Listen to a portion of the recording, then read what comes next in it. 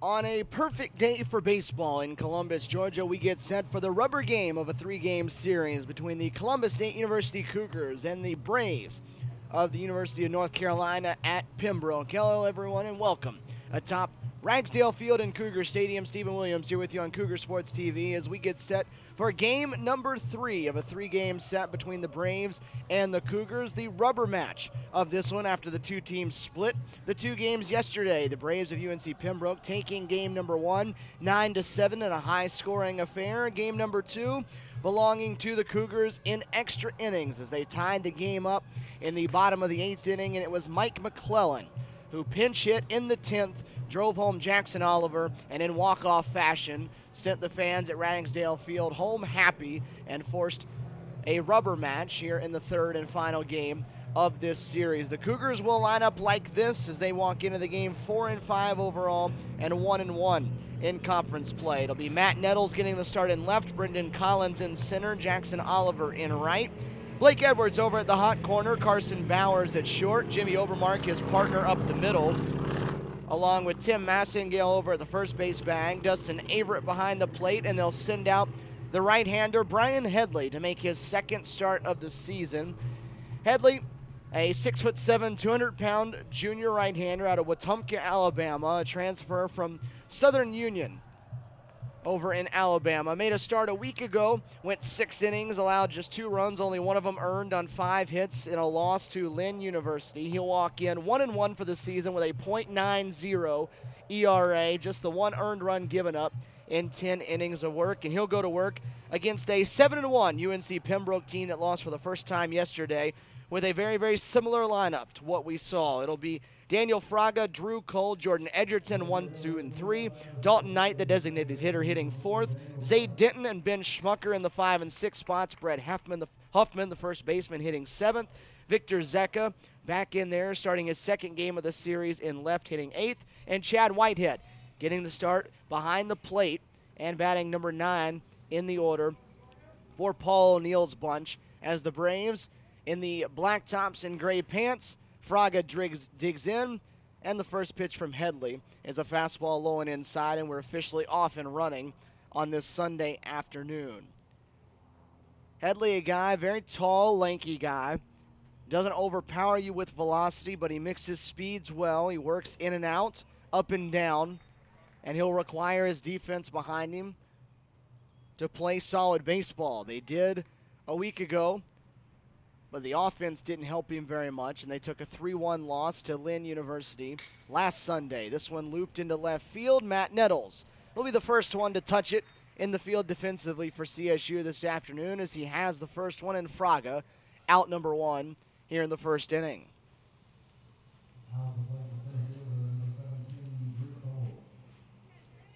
So Fraga retired. They get the leadoff man off the base paths, and Drew Cole, the center fielder, will dig in. Cole had a good day yesterday between the two games. He was 4 for 7, a double, 3 runs driven in, and scored twice. Did a lot of his damage early yesterday in game number 1. He had 3 of his 4 hits there as he takes a first pitch breaking ball in the inside corner. It's UNC Pembroke team. If you don't know much about them, it's a team that swings the bats with the best of them as Cole lines it down the right field line, and he'll have extra bases as that one heads for the corner. Jackson Oliver races over to cut it off and gets it back in quickly, but not before Cole can cruise into second with a stand-up double. It's UNC Pembroke team. Double number 34 for them, and this is just the 9th game of the season. Team comes in hitting .373 as an offense. They scored 86 runs in their 8 games, so averaging better than 10 runs per game. Yesterday had one of their smallest offensive outputs of the season in game number 2, losing 3-2. It was their lowest number of runs in a game, also the highest number of strikeouts they'd had in any of their 8 games this season. As the first pitch to Jordan Edgerton on the outside corner for strike 1. Edgerton, the leader of that offensive attack, .528 average, 19 for 36, 9 doubles, 2 home runs. He's driven in 15 and scored 14 times. Reigning National Hitter of the Week and backed it up yesterday. That one off the plate outside. It's a ball and a strike. Edgerton yesterday went 5 for 10, doubled 3 times, drove in 2, and scored once. So he had a good afternoon across the board, also stole a base. Cole, the base runner, out at second. The one-out double here in the first inning. Edgerton, the one at the plate with the wide-open stance. In the air, foul. Over the bullpen, out of play on the right side. And Headley out in front, 1-2. Headley has decisions in his 2 appearances he's had this season. The start that resulted in a loss last Sunday, and then he pitched in game number 1 of the season this year, back on February 1st at West Alabama. Went 4 innings out of the bullpen, no runs allowed, 3 hits given up, struck out 2, and picked up a victory 4-3 over West Alabama. So a 1-1 with a .90 ERA.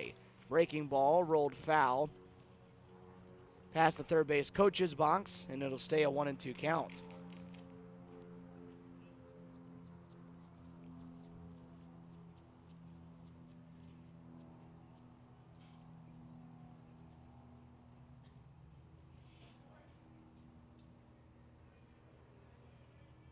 Flags stagnant out there above the right field scoreboard. A bit different than it was yesterday. It's warmed up a little bit as they'll try to pick off behind the runner Cole at second.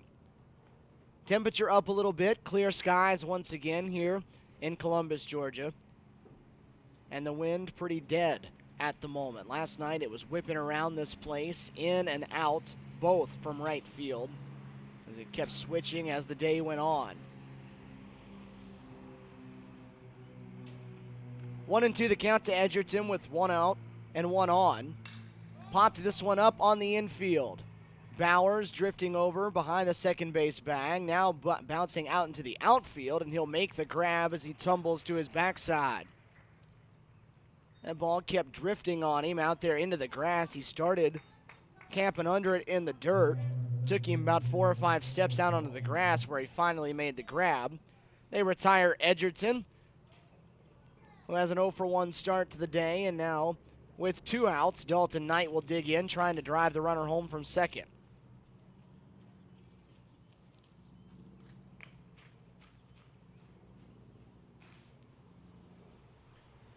Headley working out of the stretch. Knight, 3 hits and 10 chances yesterday. Takes the first pitch fastball below the knees for ball 1. Knight, the designated hitter, a junior out of Morehead City, North Carolina. Again, it's a left-hand hitting lineup here for UNC Pembroke. 3 of the first 4 in the order coming from that left side. And it's not necessarily playing the matchups, because it was the same kind of lineup, even with the left-hander Caden Ferguson starting game number 2 for CSU yesterday. Paul O'Neill, though, likes his order in the way it is, regardless of the left-right splits.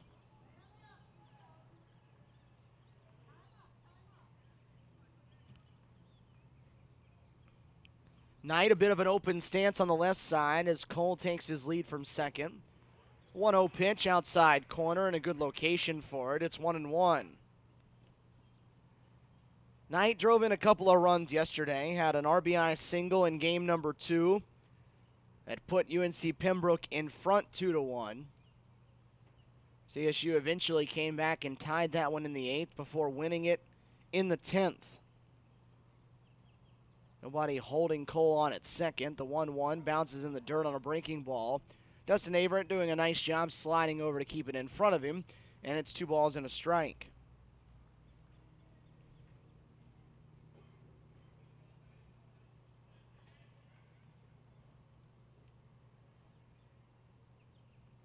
This third spot in the rotation for Greg Appleton on the weekend seems like it's up for grabs as this season gets going. Caleb Cucci got the start at West Alabama in the 3rd game. They gave Headley the opportunity added a week ago. And after a strong start, it's his opportunity to get it again here in the 3rd series of the season. You would imagine Greg Appleton will let him continue to have it as long as he continues to throw the baseball well. 3-1 the count to Dalton Knight in the batter's box. 2 away here in the top of the first inning. Cole, the runner at second. This one chopped back to the mound. The tall right-hander Headley has it. Tosses lightly over to first, and CSU gets out of the first inning. They pitch around to 1-out double, put a 0 on the board, and they'll have the first crack at getting on the board in the bottom of the first inning here on Cougar Sports TV.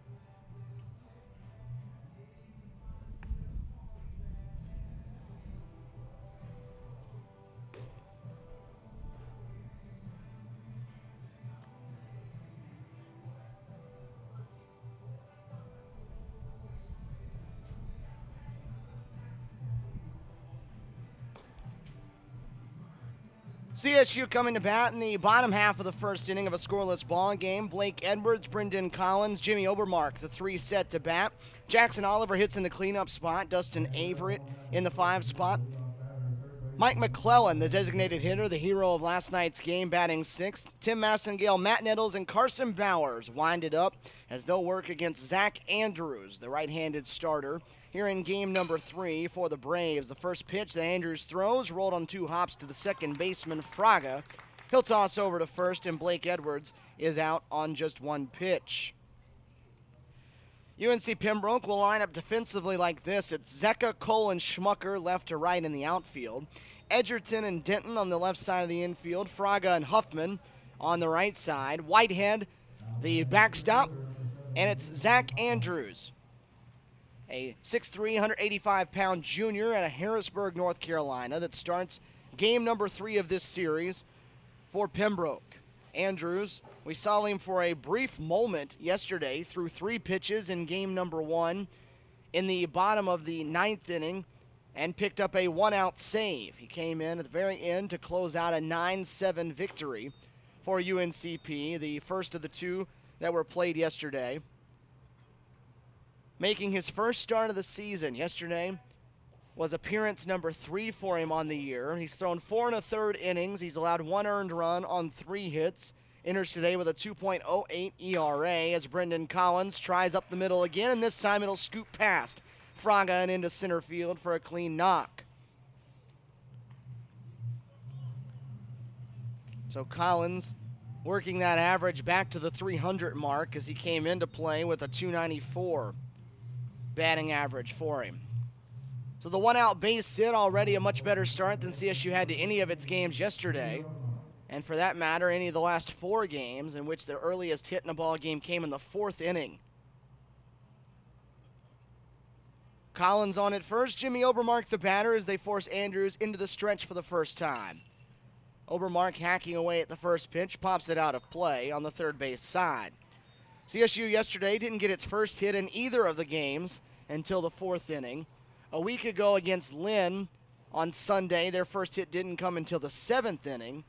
And in the second game of a doubleheader last Saturday, they didn't get a hit until the 4th inning. So today, first time they've gotten a hit before the 4th in 4 games.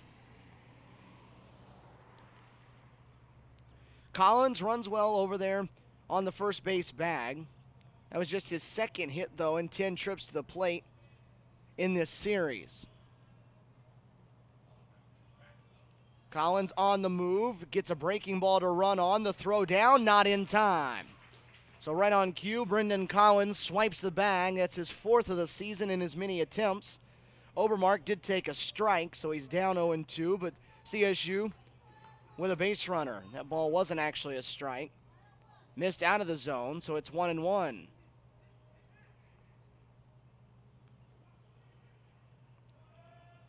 So CSU trying to do something it has not done at any point this season. That is score a first-inning run. Overmars swinging a long fly ball, hit out into left, but it's plenty of room out there for Zecca to go get to it. He'll have it for out number 2. Again, spacious grounds here at Ragsdale Field. 335 down the lines, 403 in dead center, and it pretty much just goes straight out. Not a lot of curve to that 403 mark. It's a beeline from the corner to center field. So you really got to get a hold of one to get one out of here unless you're going right down the lines. Jackson Oliver just about got one out of here yesterday as he steps in. Just about won it with a walk-off home run, leading off the 10th inning last night of game number 2. First pitch he sees, a fastball that misses away. And a little up as well for ball 1. Oliver smoked one off the top of the wall in right center field. Ended up going for a double. He was a couple of feet away from getting out of here and getting home 2 batters early. But 2 batters later, Mike McClellan pinch hit.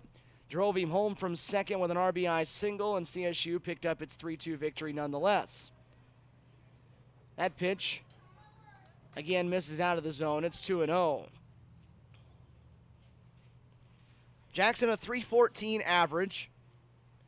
One of 3 players in the order that entered play today, hitting above 300. 11 for 35 on the year, and he's trying to put CSU in front here in the first inning as he takes a 2-0 fastball on the outside corner for strike 1. Jackson had the best day of anybody at the plate yesterday for CSU. He went 4 for 8 with that double. Scored twice and drove in 3. Also stole 2 bases. Kind of bounced around the CSU order here. Start of this season. He's been in the 3 spot. He's been the leadoff spot. Batting in the cleanup spot for this series. This one will drift out of play as it slices away from the left-hander. On top of the batting cage, down the left field line. And it's 2s across the board. 2 balls, 2 strikes, and 2 down. Scoreless here in the bottom of the first inning on Cougar Sports TV. A hit for both teams. UNC Pembroke left its base runner at second. CSU trying to avoid the same thing here in their half of the first.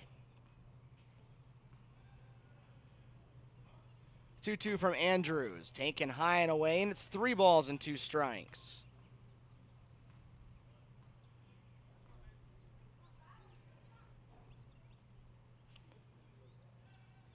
Collins, as we mentioned, runs well. So a ball that can find the grass in the outfield has a very good chance to bring him home for the first run of this ball game.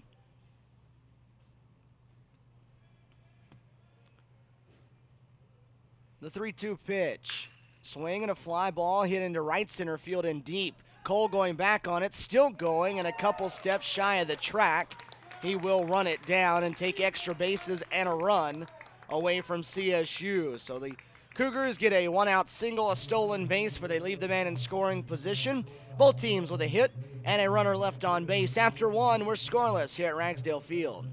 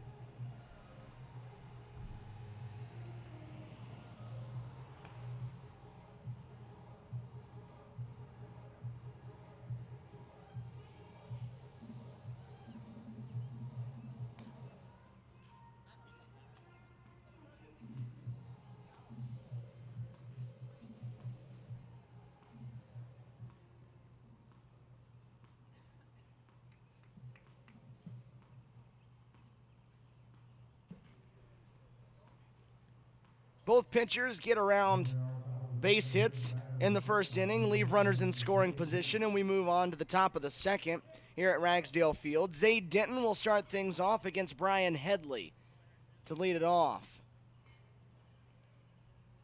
Denton, the starting shortstop, hitting in the 5-hole all weekend long. Gets started off with a breaking ball that finds the center of the zone for strike one. Denton comes into play a .394 average. Another breaking ball, but this one will sweep away. And it's 1-1. You look through the Pembroke starting lineup today, and we talked about how CSU has just 3 guys that started the day with a 300 average or better, as that one misses with a fastball away. Jordan Edgerton at .528. Zay Denton hitting .394. Daniel Fraga, the leadoff hitter, was at .394. Dalton Knight was at .394. Zecca at .375. Whitehead at .308. The two teams that are very, very different in terms of the offensive numbers that they've produced early in the season. Yesterday's game, number 1, when CSU put 7 runs on the board. It was the first time this season, with the exception of a midweek game against Tuskegee, that CSU has put up more than 4 runs in a game, as Headley issues a 5-pitch walk to start off the second inning, and a rather ominous start to it.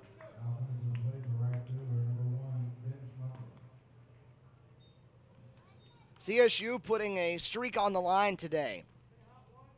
Over the last 2 years, CSU has won 9 straight Peach Belt Conference home series.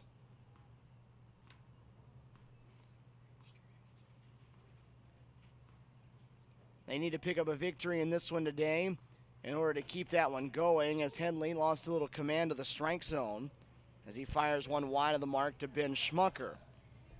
During that time, they've run off series wins, as Greg Appleton's going to walk out and maybe seeing something from his right-hander, so walk out and talk to him for a bit. There's nobody up and throwing, obviously, early in this ball game, so this is just more of a chat between the head coach and his starting pitcher. During that time, though, CSU has run off series wins against Armstrong, USC Aiken, Montevallo, Georgia Southwestern, Georgia Regents, at the time it was Augusta State, Flagler, Georgia Southwestern, Georgia College, and North Georgia. 9 straight series wins. Last time they lost a home series against a conference foe was to Francis Marion, when they lost 2 out of 3 back in February of 2012. During that time since, they are 23-6 on their home turf against Peach Belt Conference foes, and that includes yesterday's 1-1. It's been dominance for CSU on their home field in the past 2 years. 1-0 the count to Schmucker, the runner on, and Headley goes to the off speed. The changeup that time drops it into the zone. It's 1-1. Schmucker in at .286 for the year. Yesterday went 3 for 9, but made those hits count. Had a 3-run home run that put UNC Pembroke in front in game number 1. Had an RBI triple in game number 2 that tied the game at 1. So he picked up just 3 hits, but 2 of them were very, very clutch base hits. Ended up driving in the 4 runs yesterday and scored 1 of his own on that home run. The 1-1 fastball in the air down the left field line, foul territory. Edwards and Nettles will give chase, but it'll eventually end up on the roof of the batting cage, and it's 1-2. Leadoff walk has the runner on over at first base with nobody out here in the second. And again, Headley, not a strikeout guy, so you can get a ball put on the ground here, maybe a chance to turn 2.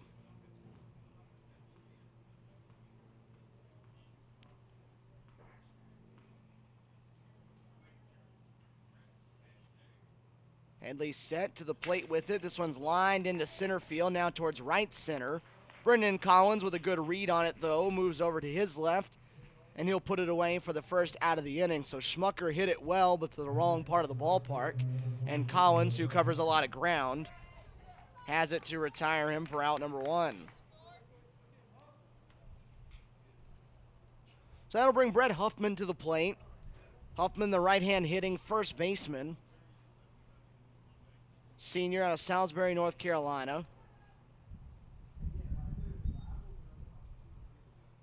Huffman struggled a little bit at the plate yesterday. Was 2 for 10, couple of singles, struck out 3 times. Didn't score any or drive any runs in, but he's got a base hit here as he lines one into right field.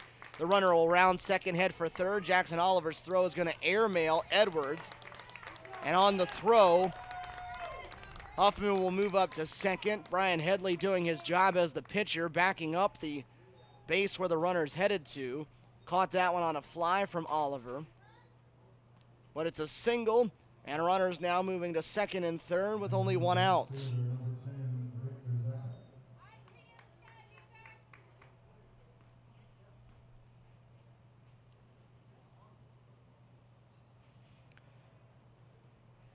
So first run scoring opportunity of the game here.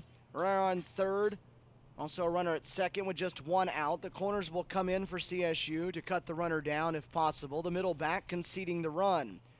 Victor Zecca, the hitter, takes a breaking ball outside for ball 1. Zecca started game 1 yesterday, didn't start the second game. He went 1 for 2 in game number 1, scored 2 runs, walked twice, so reached base 3 times in 4 plate appearances. Has a chance to put the Braves on the board first. The 1-0. Good breaking ball that time, had Zecca out in front of it. Comes up empty, and it's 1-1. Headley's given up just the 1 earned run all year. He's given up 2 runs total. In danger of allowing 1 here.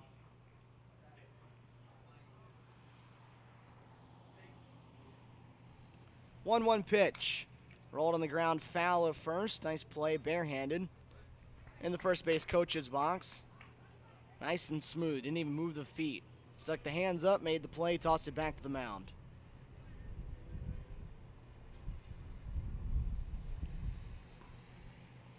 So even though he's not a strikeout pitcher, now would be a good time to get one. Here if you're Headley, he's got the count to do so. 1-2. Out in front of Victor Zecca. The pitch to the left-hander. Swung on and missed. Averett catches it on the fly, and Zecca down on strikes. So Headley gets the out that he needs, and now he has a chance to pitch out of the jam.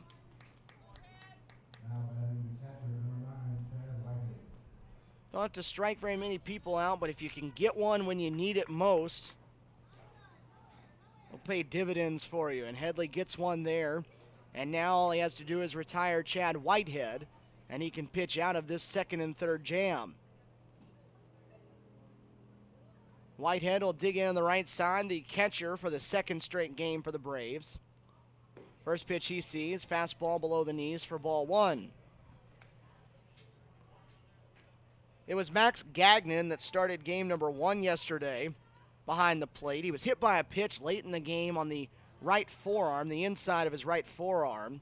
Didn't start game number 2, but you don't think anything of that because that's how it works generally in collegiate baseball. Switch catchers for doubleheader. Wonder if there were any lasting, lingering effects, though, of that hit by pitch that keep him out of the lineup here for game number 3. Whitehead started the second game, though, yesterday. Went 1 for 4. A single and his 1 hit. He's ahead in the count 2-0, though. This is the guy you want to get because it's the top of the order on deck. The 2-0 loop down the left field line, and that's going to be a foul ball. That will save 2 runs, at least for the time being, for CSU, because that one would have easily scored both Denton and Huffman on the base paths.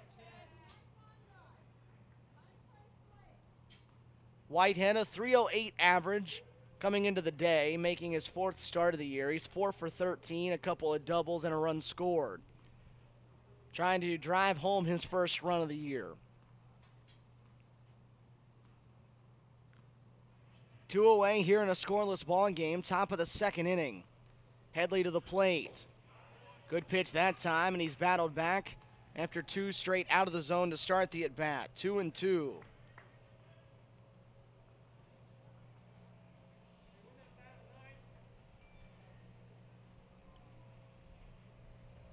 Infield back all the way around. All they need is an out here. The 2-2 pitch. Swung on and missed. Went to the breaking ball again, and Headley gets 2 timely strikeouts after the Braves put runners on second and third with only 1 out. And it's another 0 put on the board by the right-hander. Again, Cougars a chance to strike first. Bottom of the second inning coming up here at Ragsdale Field.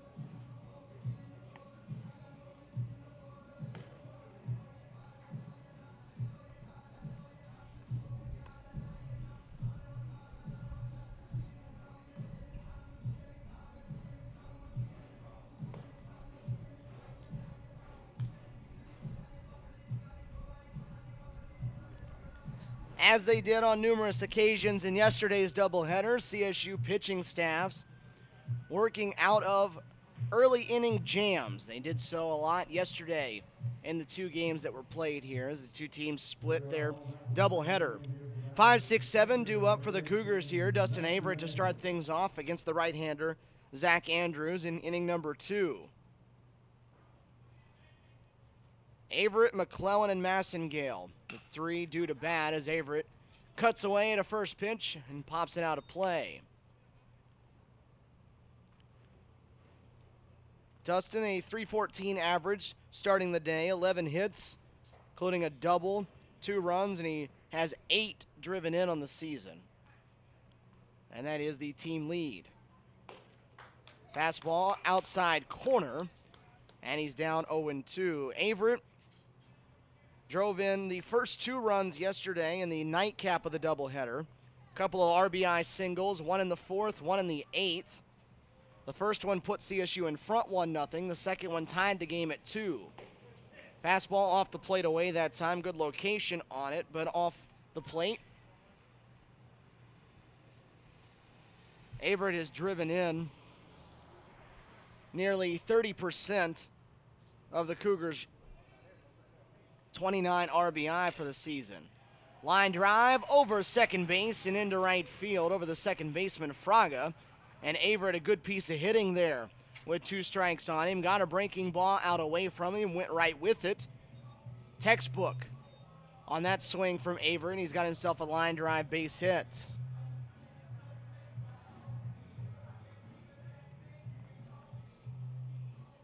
So Dustin on at first, Mike McClellan, the designated hitter, stepping up to the plate. McClellan, the one who ended up winning the game for CSU last night, coming off the bench cold, hadn't played at all during the day.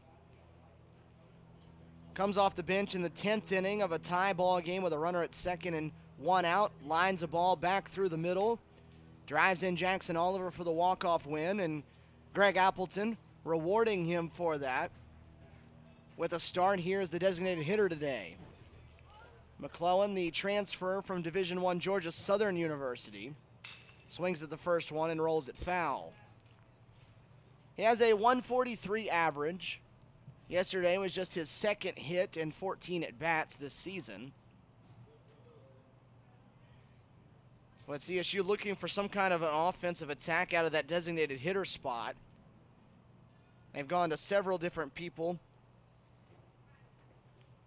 in that spot in the batting order and trying to find someone that can stick there.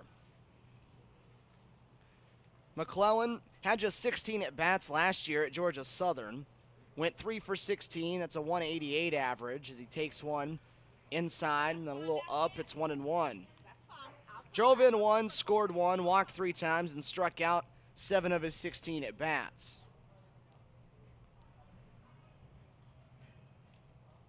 So transferring down a division in the NCAA. Trying to find a spot to stick here at Columbus State. This one swung on and driven into deep right center field. Cole going back. He's not going to get to it as it hits off the base of the wall. Averett will head for third. He'll get the stop sign there, but McClellan with the big swing drives it off the wall in right center, and the Cougars in business with runners on second and third and nobody out.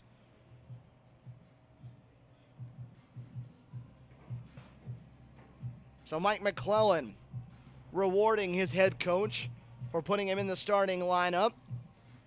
Has the double with nobody out here in the second inning. And Tim Massengale will have a chance to put Columbus State in front. McClellan out at second, Averett on at third, Massengale at the plate. And now a balk is going to bring in the first run of the game. Our field umpire, K.C. Smith, seeing something from the right-hander, called the balk. 1 run in now. It's a 1-0 game. Averett coming in to score. McClellan at third, and now Massengale has a chance to make it a 2-0 game. Takes a big cut at a breaking ball there, tips it into the mitt of Whitehead behind the plate, and he's down 0-1. Massengale off to a slow start to the season, 3 for 32 so far, an .094 average. Doesn't need a hit, though, here to pick up an RBI. Took that one low, and the count evens at a ball and a strike. So for the second straight game, CSU on the board first. Scored first in the nightcap last night. That run coming in the 4th inning. Today they get one in the 2nd. Line drive through the hole into left. Massengale has a hit. McClellan will touch home, and it's 2-0 Cougars.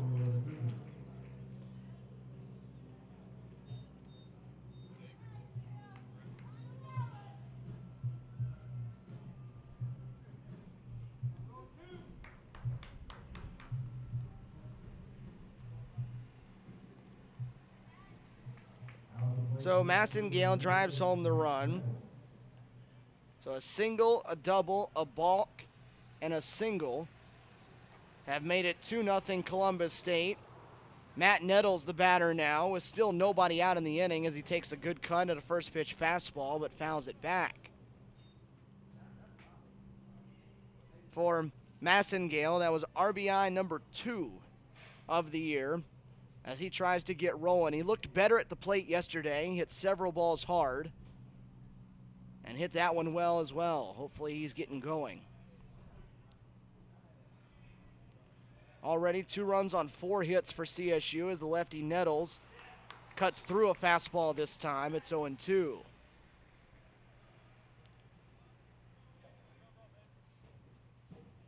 Nettles didn't start either of the games yesterday. Blaine Miller, the one that was getting the start out in left field in both of those games, although Matt appeared in both of them as he came on as a defensive sub in both games late. He's 1 for 10 for the year, a 100 average, has scored 2 runs. Does have a good eye at the plate generally. He's walked 5 times. Home plate umpire a little confused as that one was a strike 3 called.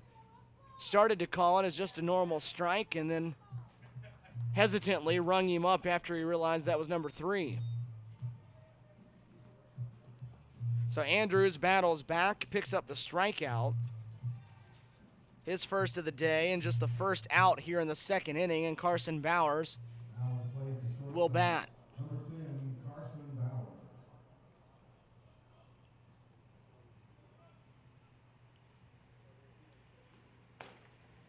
Fastball to the Cougars shortstop, taken high, out of the zone for ball one. Bowers, a .231 hitter, 6 for 26, 5 runs scored. He's driven home 3. Was 1 for 6 yesterday. A run scored, and he also knocked one home. Up there now with Massengale on at first and 1 away. Looks like he was out in front of that one. Can't make contact, and he's down. It's even now, 1-1.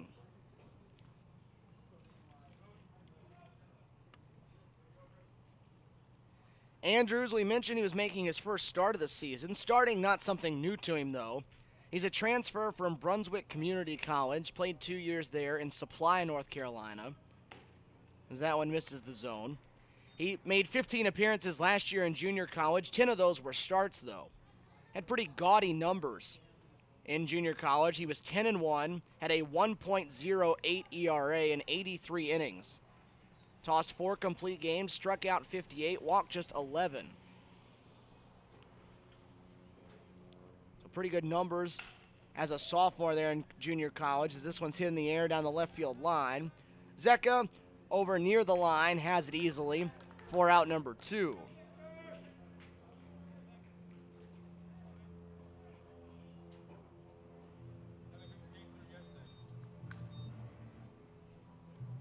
So the onslaught of hits slowed a little bit now after the first 3 batters. 2 down in the inning. Massengale still over at the first base bag, and back to the top of the order for CSU and Blake Edwards. Edwards swung at the first pitch. Andrews threw this afternoon, and he hit it to the second baseman Fraga and grounded out. This time, Andrews will start him off with a breaking ball, and it's taken in the dirt for ball 1. First time through the order for CSU, pretty good against the right-hander. 2 runs on 4 hits, and they have a 2-0 lead. Huffman holding the base runner on. A couple of times now they've checked on Massengale over there at first. CSU with 14 stolen bases now in the season. They're 14 for 17 for the year. Stealing about a bag and a half per game on average. 1-0 pitch at the knees, the fastball there to even it up at a ball and a strike. Massengale yet to attempt a stolen base, though. Jackson Oliver has 4. Brendan Collins has 4 now after 1 already in this ball game. Nobody else with more than 2 up and down the lineup for CSU. The 1-1, Edwards shows bunt. And as he was taking off out of the box, that one caught him in the body. Catcher Whitehead was asking our home plate umpire, William Posey, if that one might have caught Edwards with him out of the box, but he says it did not. Blake trying to take advantage of Jordan Edgerton over at third, who's playing well behind the bag. Now with 2 strikes, he'll back up even further. Deep over there at third. He's got a good arm, though, to make up for it. 1-2 the count to the Cougar leadoff man. Pitch from Andrews, lined over the head of Fraga and into right field for a base hit. Another good piece of hitting from the Cougars this afternoon with 2 strikes on him, as Edwards just reaches out and drops that one over the outstretched arm of Fraga. That's the 3rd hit they've gotten in this inning that's been to the opposite field. You love to see that as a head coach. Now with 2 outs and 2 on, you get a mound visit coming up here from the Braves.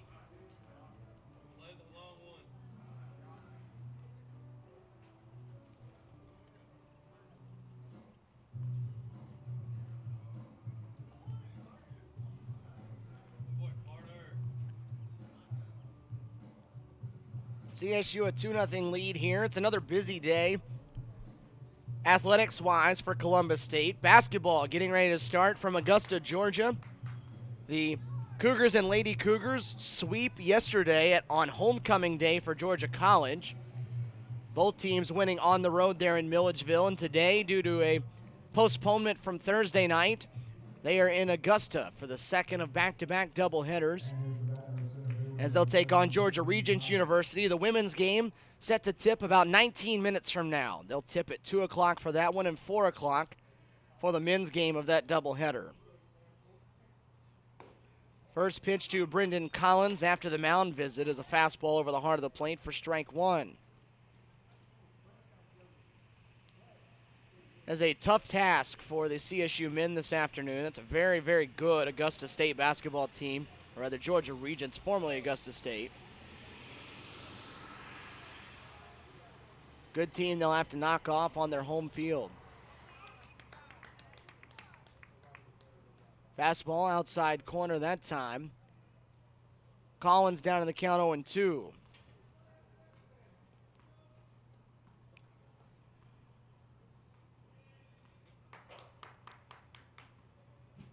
Massengale at it second, Edwards on it first. Collins the hitter, 2 away here in the second inning.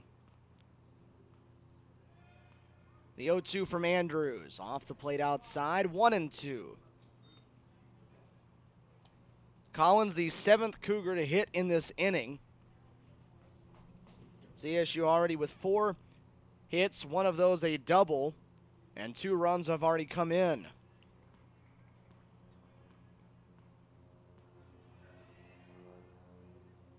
Runner being lightly held on at second, not held on at all at first, as this one's chopped over left side of the mound.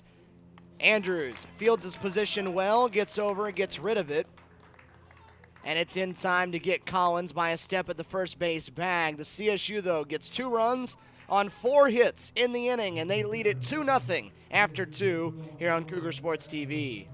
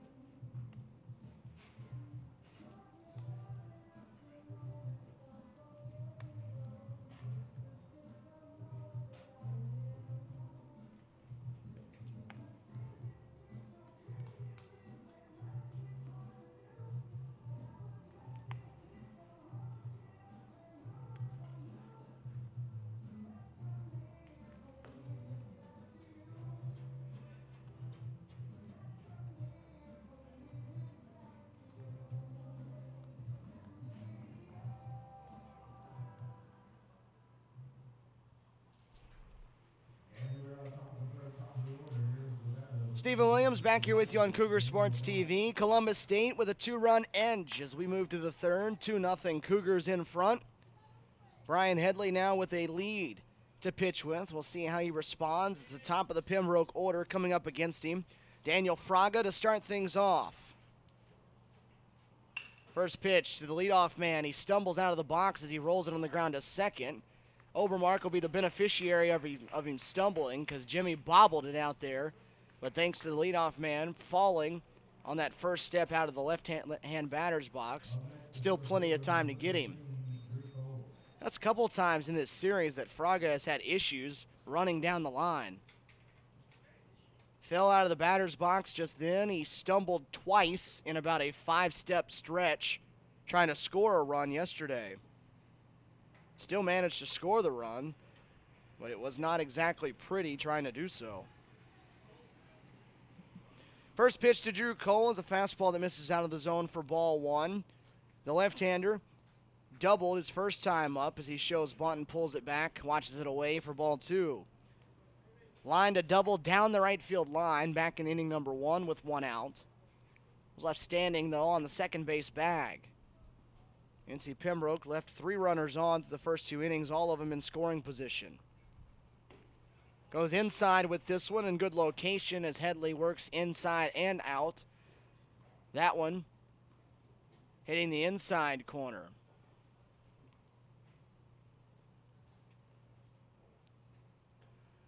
The 2-1 Trying to go away and again leaves it outside. 3 balls and a strike. This is the spot in the ball game now after they give you a 2-run lead that you need to go out and put a 0 on the board quickly. Get that offense back to the plate. They're swinging the bats pretty well right now for one of the few times so far early in this season. That's fouled on the first base line. It'll end up in the Braves bullpen. Somebody down there for the Braves that's quite enjoying themselves. Sprawled out across that bench behind the bullpen. Got a hoodie over top of him to keep him warm. Backdoor breaking ball, and that one missed out of the zone. And Cole will hit on down to first. He's reached now twice in two trips.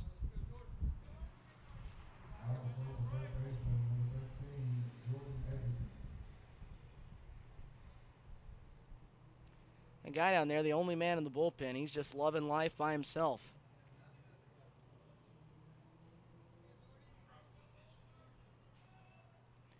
Man on after the 1-out walk, and Jordan Edgerton, the hitter.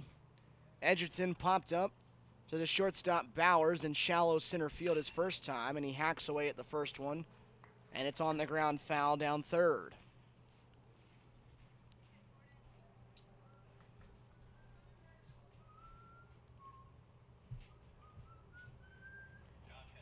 Edgerton 0 for 1 today. You know you're going well when you can go 0 for 2 to start a ball game and your average falls to 500. That's what would happen if they could retire Edgerton right here. This one, a double play ball up the middle. Bowers to second for 1. Overmars the turn. 6, 4, 3. Double play, and Headley out of the inning. Gets the ground ball after the walk. Edgerton down with a double play, and CSU gets the quick 0 it desires. 2.5 in the books. 2-0 Cougars.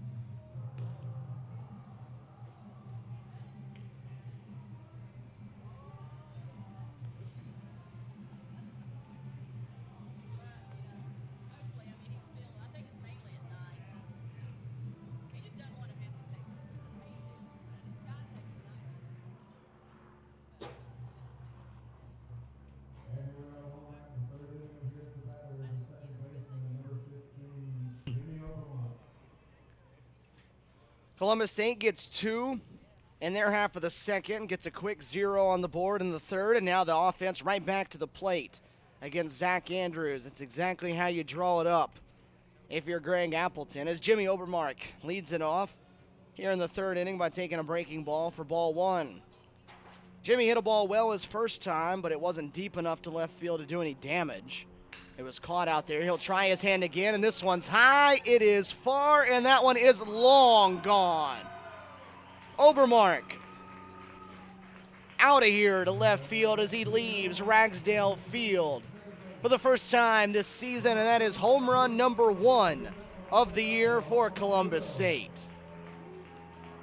Overmars got a fastball to his liking, and that one was a no-doubter. Out of here onto that hill in front of the Cunningham Center in left field. So you get the 2 runs, you put the 0 on the board, and then you get right back to the plate, and the offense makes it pay off with a home run to start the inning. 3-0 Cougars now as Jackson Oliver stands up. He'll show bunt, pull back, and take it for ball one. Jimmy Overmars leaving Ragsdale Field, though, as he hit that one a long way out of here, and no worries about whether or not that was going to carry. He hit 9 home runs last year in his first season as a Cougar, as a junior. Gets his first here in 2014. That was the first by a Cougar this season. Columbus State games haven't had very many home runs hit in them.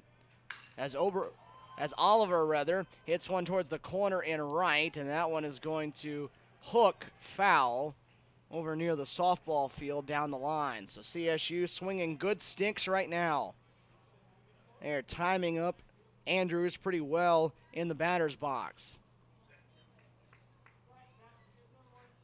A team that's been challenged to score runs this year, swinging it well in the first 3 innings today. The 2-1. This one will be into left field, and that'll get down for a base hit. Oliver runs well. He's around first. It's misplayed out in left. Oliver was cruising into second anyway. No harm, no foul out there in left, but it's back-to-back extra base hits for CSU, and a runner in scoring position again now after the double by Oliver. This is what Greg Appleton and the rest of the Cougar fans have been wanting to see since the start of this season. Offense starting to click here in this ball game. Haven't been very many cheap hits. They have 7 hits already, and all of them well-struck baseballs. Dustin Averett, the hitter now. He singled and scored, starting off the second inning. First pitch fastball, inside corner, in there for strike 1. 3 runs on 7 hits already as UNC Pembroke starts to get a little action heading down to the bullpen. Couple of guys on their way down there to start stretching out and getting loose. Wind now blowing straight out of here to right field. Averett puts one towards right field, but not deep at all. Shallow right. Schmucker trying to shield the sun. Will have it for the first out.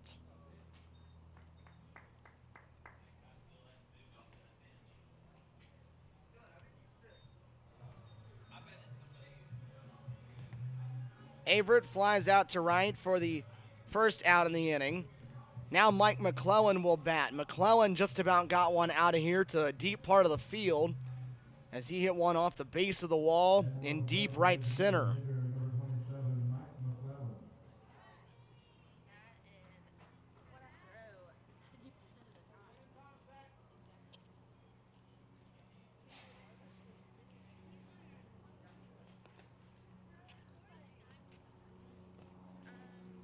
McClellan up there with Oliver out at second. 1 away in the inning. And Andrews working out of the stretch. Breaking ball to start the at-bat, taken low for ball 1. McClellan the double. Last inning moved up to third on a balk. And eventually came in on a Tim Massengale base hit. He scored the second of the 2 runs that CSU got in the second inning. It's a 3-0 ball game now, as Columbus State tries to continue to put more up. This one chopped high over to third. Edgerton, throw on the run. He throws it on the money. He's made that play on a bunch of occasions here in this series. Throws out McClellan for the second out.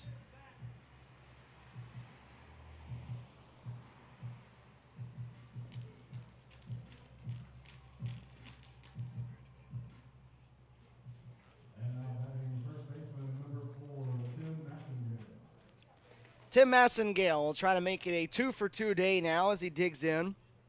Massengale singled his first time up. Drove home McClellan from third. Looking for another hit here. Tries the left side again. Edgerton fields it clean. The throw to first. A little bit off the mark, but able to hold the bag was Huffman. And Andrews does get out of it, but he gives up a leadoff home run to Jimmy Overmars. CSU adds one more. They lead 3-0 after 3 here at Ragsdale Field.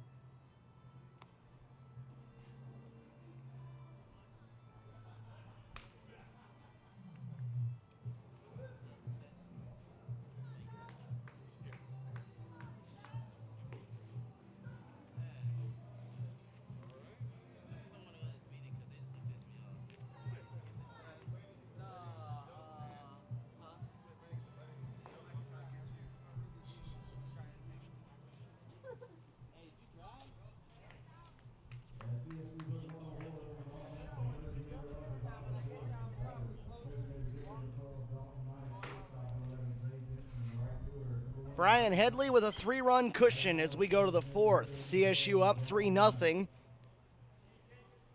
And Headley trying to continue putting zeros on the board. He's done so through the first 3, and now he'll start off inning number 4 with Dalton Knight in the batter's box. First pitch to the cleanup hitter for the Braves, a fastball over the outer half of the plate for strike 1. Knight hit one softly right back to Headley, back in the first inning to end inning number 1. Off speed inside, and it's 1-1 now.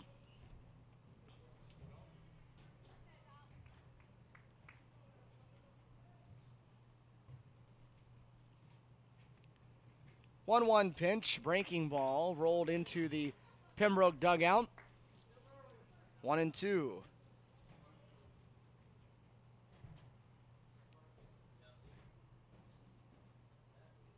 Knight, Denton, and Schmucker set to bat here in this 4th inning. Pitch from Headley. Looked pretty good from up here, but home plate umpire says it was out of the zone. 2 balls and 2 strikes. Good location that time from Headley. Again, a guy that's not going to overpower you. Doesn't have a ton of velocity on the fastball. But he has good location, good movement. Popped up, out of play. They'll watch it go over the bleachers on the left side. So it'll stay at 2-2 count. 2 in the second, 1 in the third for CSU, and it's a 3-0 game. Cougars already out hitting the Braves 7-2 as they turn the tables on a very good offensive team through the first 3 innings. 2-2. In on the thumbs, popped up in no man's land, and Jimmy Overmars makes a fantastic play out there in shallow right field. That ball hit into no man's land over the head of Massengale, who was drifting back on it. He jumped up to try to get it. It went over his head, and Overmars sprinting over into a slide to his left. Caught that one on the fly for out number 1. So you can see how big it is for CSU to have Overmars back in the lineup. They didn't have him out there last weekend. They get him back here, and he makes a lot of defensive plays for them yesterday. Hits the home run already in this one today. And another fine defensive play for him there. First pitch out of the zone to Denton, and now the 1-0. Long way down the left field line, but he was well out in front of that one.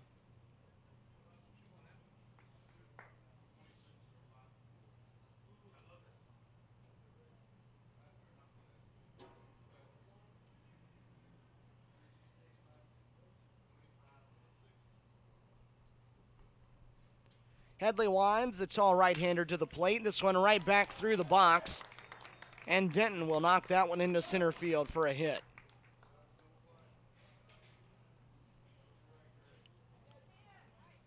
Braves have had a base runner, at least one, in every inning so far. They got a one-out base runner last inning before Edgerton rolled into a 6-4-3 double play. Headley would love to see the same thing happen here. A guy that gets ground balls, he got an opportunity for it. Schmucker, the batter, though, he smoked one into right center field his first time, but carried too far, and Collins made a catch on it. First pitch out away from him, taken for ball one.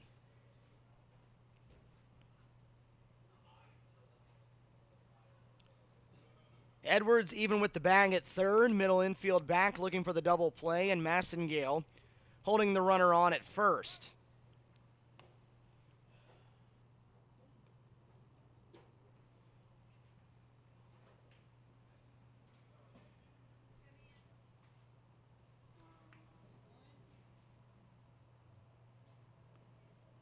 One away in the inning, the pitch from Headley. High and away, it's 2-0, and it seemed like when he's missed in this ball game, it's been to that side of the plate. Having that arm drag behind him a little bit, leaving the ball out away from the left-hander. Also up.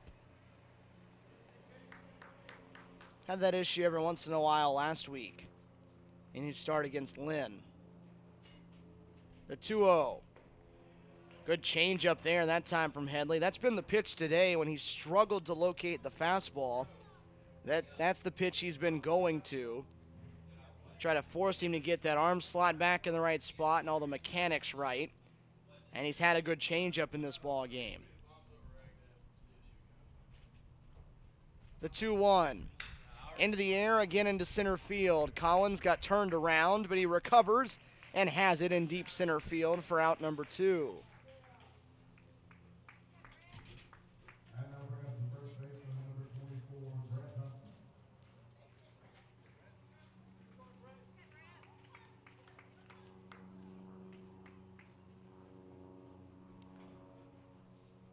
Runner still on at first, 2 down in the inning now, and Brett Huffman the batter.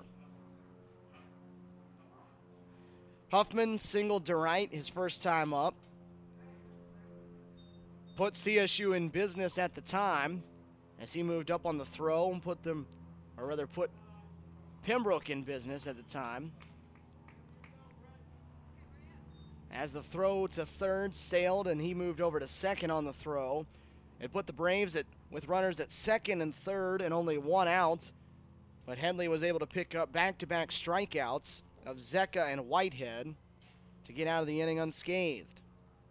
The 1-0 pitch over the plate but high. Huffman lays off of it. It's 2-0.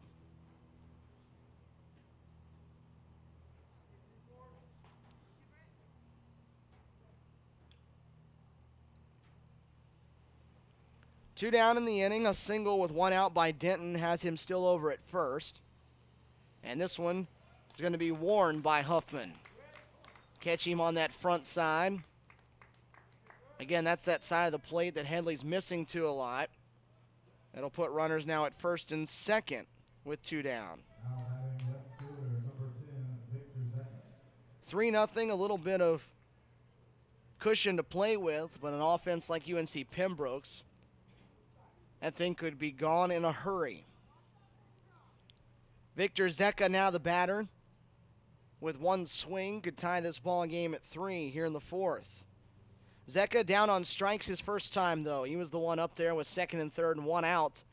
And Headley picked a good time to record the strikeout. First pitch fastball misses out of the zone. That's when Headley's going to find himself in trouble. Again, not a guy that overpowers you, and not a guy that can afford to miss around the zone. So he has to be ahead and rely on his movement and location in order to be effective.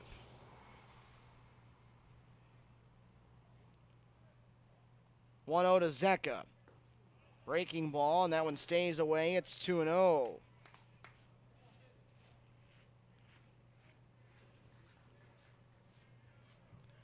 Falling behind the last two hitters, 2-0. Just hit Huffman on the 2-0 pitch. Run scoring opportunity once again here for UNCP. 2-0 pitch, out away again. Missing away to the left-hander, and it's 3-0.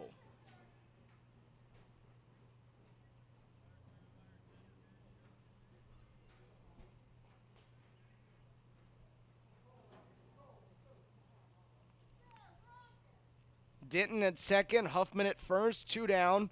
Here in a 3-0 game. 3-0 the count, though, to the hitter Victor Zecca. Taking all the way, the fastball right down Broadway there. It's 3-1.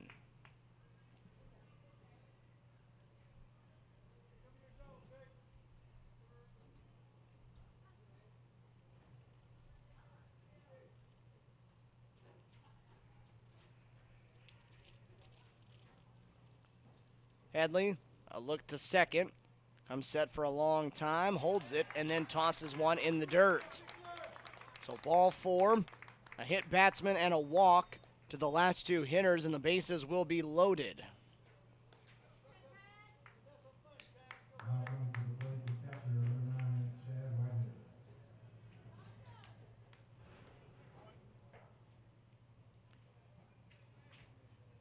It'll be on Chad Whitehead again to drive somebody home with 2 outs. It was up in this situation in the second with second and third and 2 outs and went down on strikes. Now up there with the bases loaded and 2 outs, still trying to get the first run home for the Braves.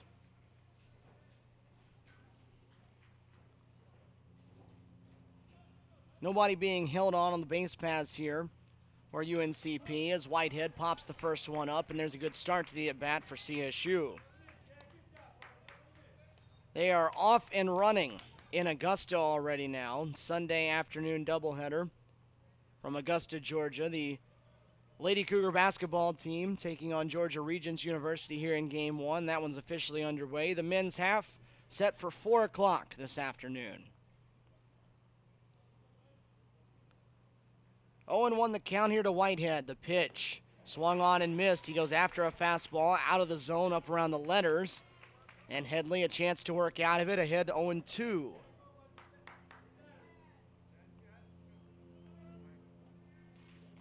Only 1 hit in the inning, but a hit batsman and a walk have the bases full. 0-2 the count, though, to Whitehead as Headley gets set to toss pitch number 67. Right-hander to the plate. Outside corner, called strike 3, and Whitehead not happy with it or himself, or maybe a little bit of both, as Headley picks up the strikeout of Whitehead for the second straight at-bat. Leaves the bases loaded for UNC Pembroke in the 4th, and it's his 4th shutout inning of the game. 3.5 in the books. Cougars 3, Braves 0.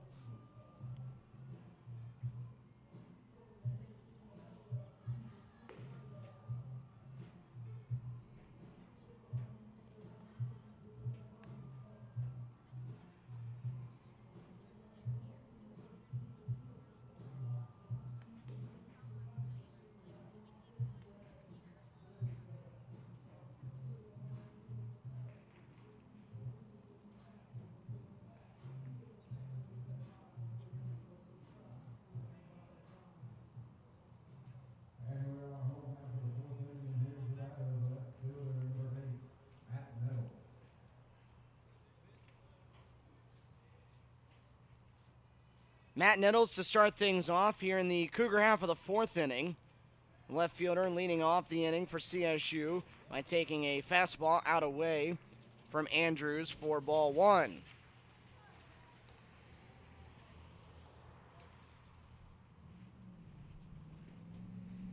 Nettles awaits, watches another one away. It's 2-0. He went down on strikes looking.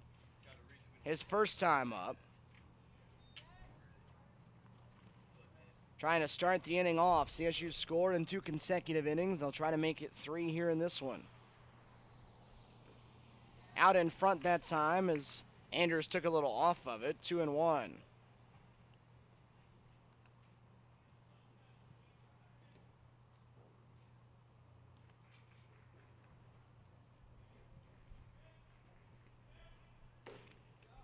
Another swing and a miss from the lefty. That time on a fastball away. 2-2.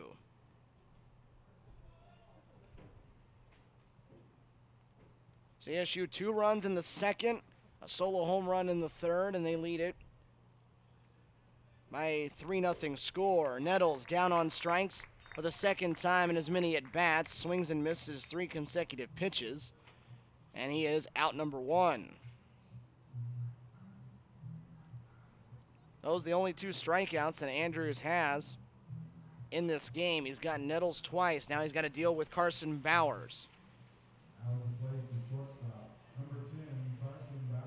Bowers flew out down the left field line in his first trip to the plate as the first one taken high.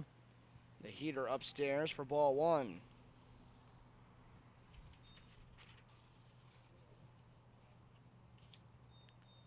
Back to the top of the order after Bowers here with Blake Edwards next.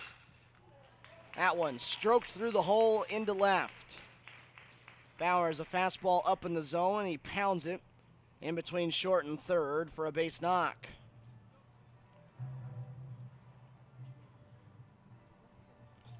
So they'll turn the lineup over back to the top for CSU. Blake Edwards, who's already 1 for 2 today, singled his last time up. Looped one into right field for a hit.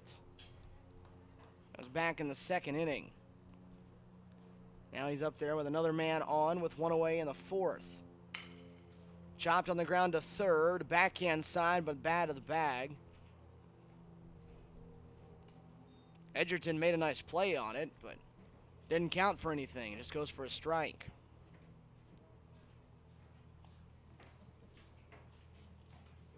Blake grounded out to second and singled to right. So both of his balls been going the other way where that wind is whipping right now out to right field. Those flags flying high out above the scoreboard in right.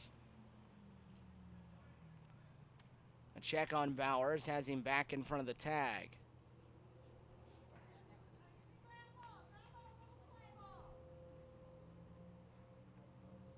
Bowers 0 for 1 on the season in stolen bases.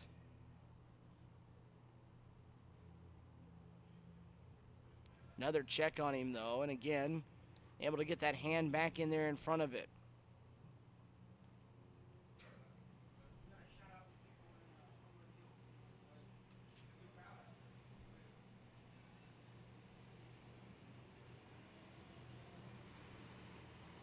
Andrews out of the stretch, comes set. A long pause as he checks on the runner, and then he fires a fastball home for ball one. Edwards hitting .432 right now as he continues to lead this Cougar offense. 1 for 2 today, has that average up 3 points after starting the day at .429. This one hit hard to second, but a double play chance. Fraga to second for 1. The turn and the double play. 4-6-3. Go the Cougars for 2 outs to end inning number 4. So they get the 1-out base knock. Andrews able to pitch out of it, though, through 4. 3-0. Columbus State in front here on Cougar Sports TV.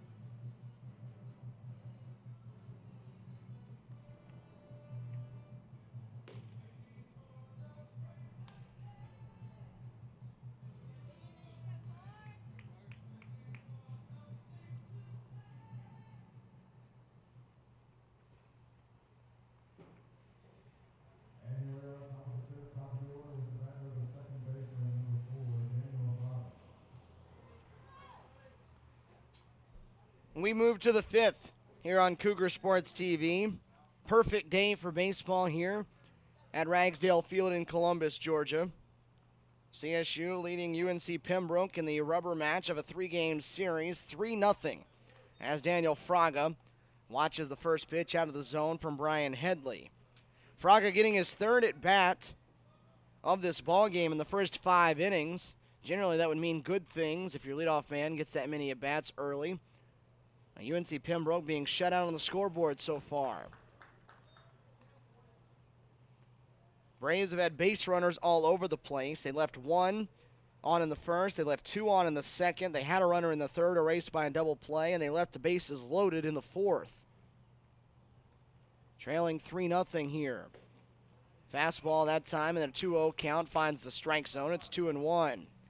Headley's had to work for his shutout innings so far. That was pitch number 70 just now, so you would imagine not too many innings left in the arm for the right-hander here this afternoon. That one in a good location on the outside corner. It's 2-2.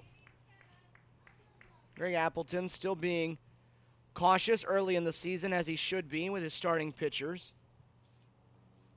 5-6 inning, that's about the extent that they're getting.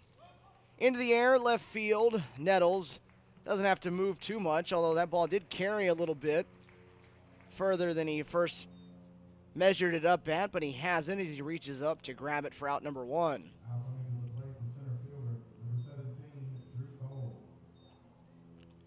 So Fraga has been retired all 3 trips to the plate, and now Drew Cole will bat. Cole the opposite. He's yet to be retired in this ball game. A double and a walk in 2 plate appearances.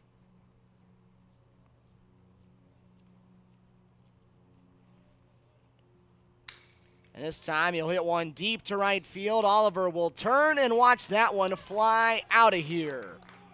Shut out no more are the Braves as Cole continues his strong weekend as he smokes one out of here to the right of the scoreboard in right field. Home run number 1 of the season for Drew Cole as he drives in his 8th run of the year. And it's now a 3-1 game. CSU leading by 2.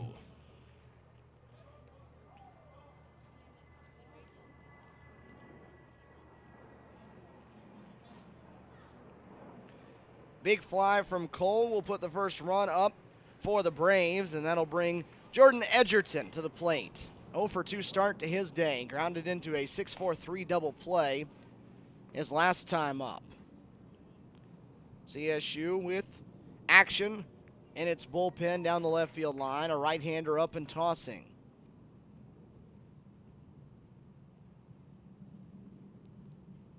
.1-0 pitch. Out of play. Off to the right.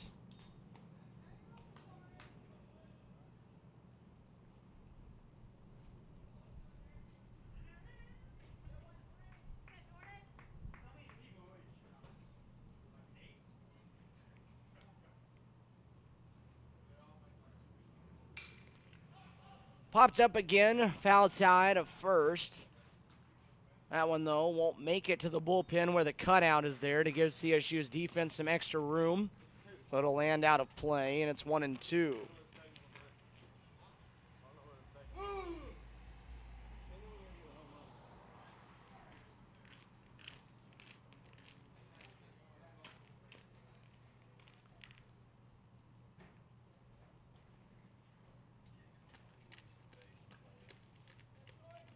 Edgerton has that average down to 500 now with the 0 for 2 start to the day.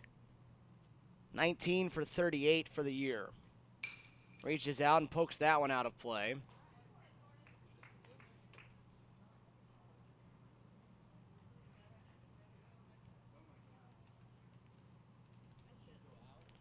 Good crowd on hand here for game number 3 of this series. The temperature's a little bit higher than they were yesterday, and that'll help. Bleachers have a good number in them, and of course, as always, a good representation from the people out there in left field. Out on the hill. The 1-2. This one headed for left field. Nettles, though, started back on it, comes in on the sinking liner, and he'll grab it going to his knees. That ball with some serious topspin on it. Started diving as it was getting to Nettles, and he had to drop to his knees to make sure he got to it. So Edgerton 0 for 3, and Dalton Knight will bat with the bases clear and 2 outs.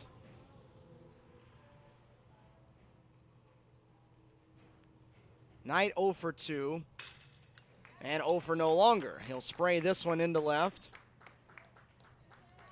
That'll be a base hit, his first of the day, the 5th for the Braves to this point, and a 2-out base runner.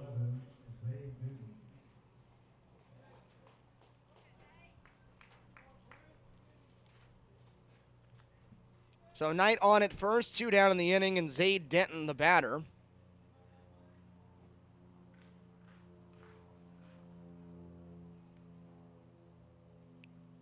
First pitch he sees, line drive, right center field, but a good break on it by Collins. He'll track it down in the gap, and CSU will stop it right there. They get 2 hits in the inning. The solo home run by Drew Cole accounts for the run for UNC Pembroke, and we're halfway home here in game number 3 of our series. CSU 3, UNC Pembroke 1.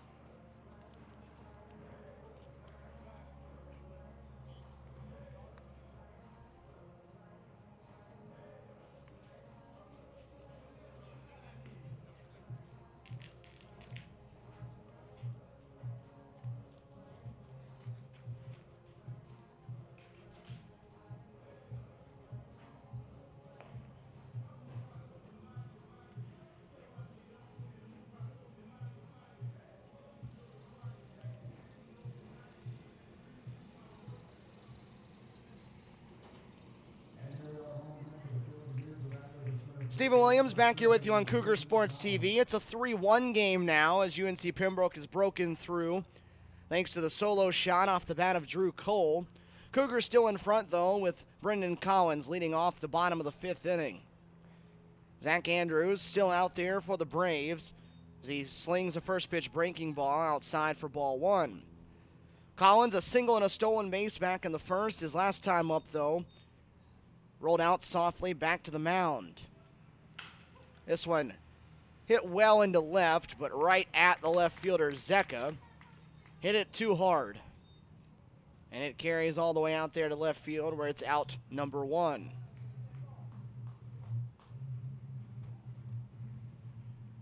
Now batting second baseman number 15, Jimmy Overmars. So the base is clear and 1 out for Jimmy Overmars, who hit a mammoth shot out of here his last time up. They try to go inside with the first pitch. It misses for ball 1. Overmars hit the second pitch of the at-bat in the 3rd inning. Out on top of the hill out there in left field. People out there in the lawn chairs got a souvenir.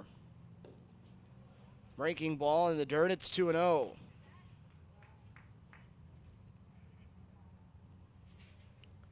One run, 5 hits, no errors, 7 left on base for UNC Pembroke so far. 3 runs, 8 hits, no errors, 4 left on base for the Cougars. Fastball over the heart of the plate that time. We'll put Andrews back in the count. It's 2-1.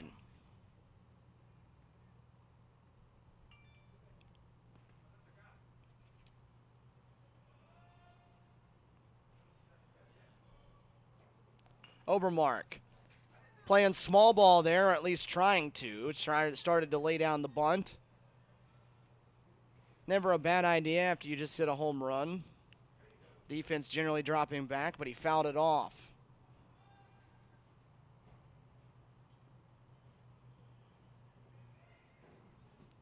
Two and two the count, one away with the bases empty here in the fifth. The pitch from Andrews. Popped up right side. Near the line, three players converging and in fair territory. It's the right fielder Schmucker that calls everyone off and makes the catch.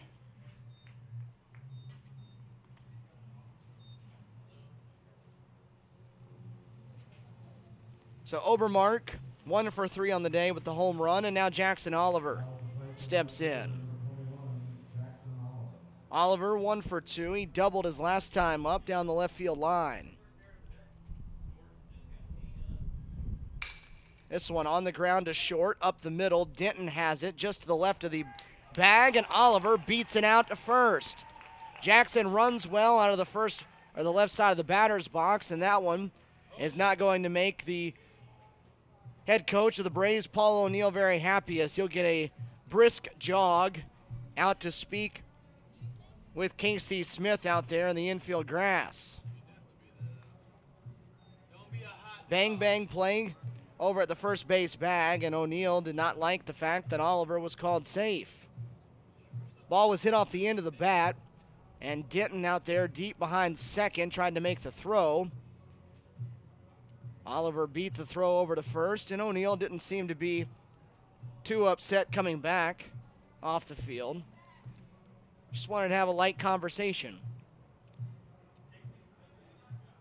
Make some arrangements for maybe some food after this.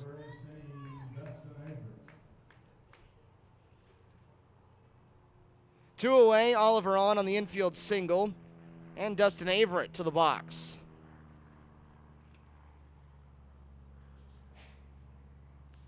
Jackson's going to run on the first pitch. It's a fastball taken for a strike, and they gun Oliver down at second.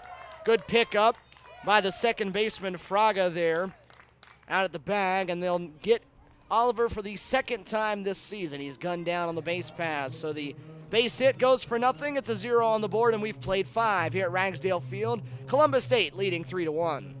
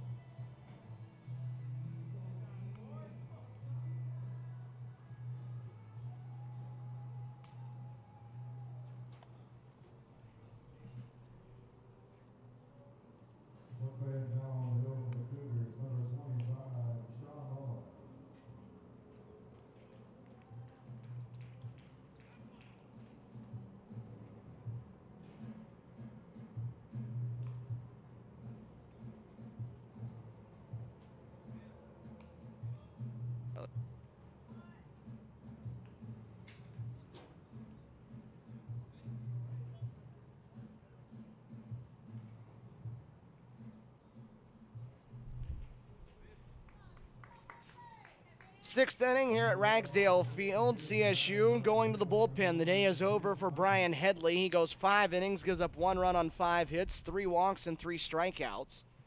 And they'll turn it over to Sean Muller now, as he'll work against Ben Schmucker, the right fielder for UNC Pembroke. Muller, a 6 foot, 180-pound sophomore from Alpharetta, Georgia. Didn't have great numbers last year in his freshman season. This is appearance number 3 for him this year. He's 0-1 with a 9 ERA. 3 runs allowed in 3 innings of work, 7 hits against him, no walks and 2 strikeouts.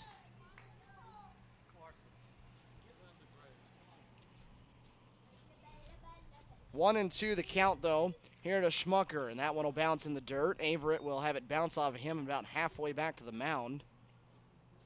And it's 2-2. Schmucker today has hit it well a couple of times. Both times at center field, and both times Brandon Collins has been able to make the play. So Brian Headley leaves after 5 innings, and he is in line for the win if CSU can hold on. Got 4 innings, though, to hold this lead. It's 3-1, Columbus State in front.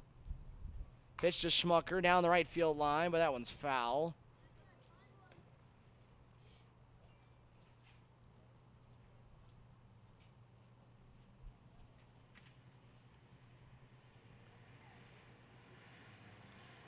Muller working out of the windup off the first base side of the rubber. The 2-2 on the ground to second. Overmars drops to a knee, fields cleanly, and he has out number 1.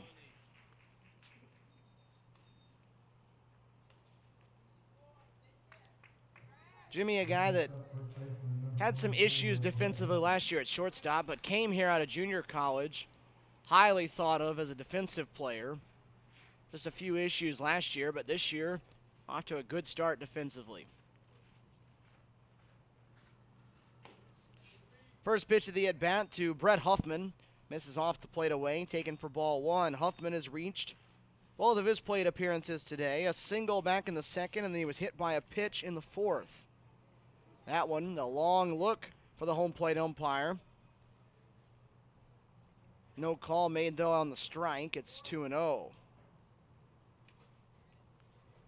2-0 pitch, chopped to third.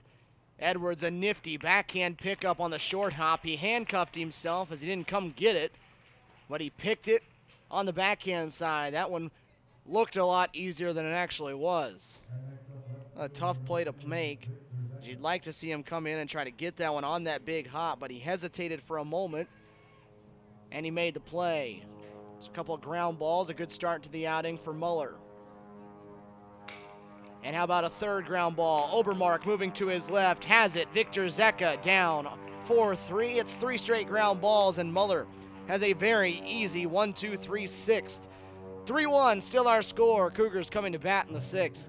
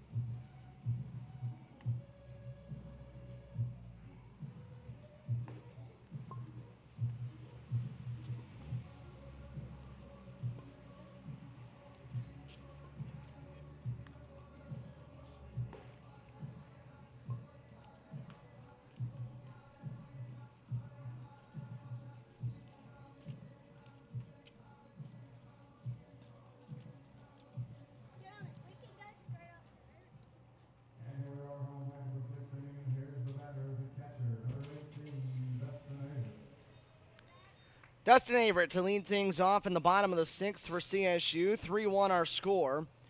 Andrews still out there for UNC Pembroke, and Averett will swing at his first pitch and hit one into left center field. The center fielder Cole has it for the first out of the 6th. One pitch is all it takes to get Averett, who's now 1 for 3 today.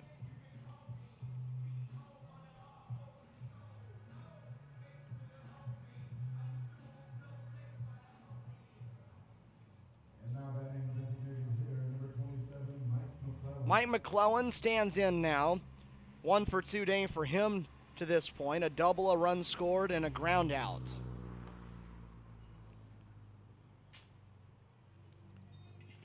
Cougars scored 2 in the second, scored 1 in the third on the Overmars home run. Been held scoreless in the 4th and the 5th. They have a hit, though, at least one in every inning so far against Andrews. Off-speed pitch has McClellan off balance. 1-1.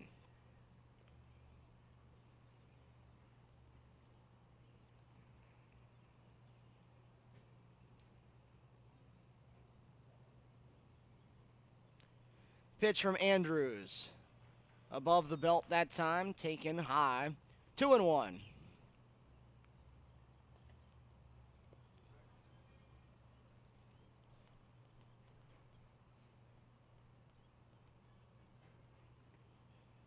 The 2-1 pitch. Breaking ball, spins outside. 3-1. After this one, CSU back at home on Tuesday for a makeup date with Clark Atlanta. 4 o'clock start here from Ragsdale Field. Game was supposed to be this past Wednesday, but due to rain, Clark Atlanta not coming down here for that trip. McClellan hits this one high and deep to left center field. Cole going back, still going back, leaps, and that ball's gone. Mike McClellan with his first big fly in a Cougar uniform. Second home run of the day for CSU as McClellan will touch them all. And it is a 4-1 CSU lead.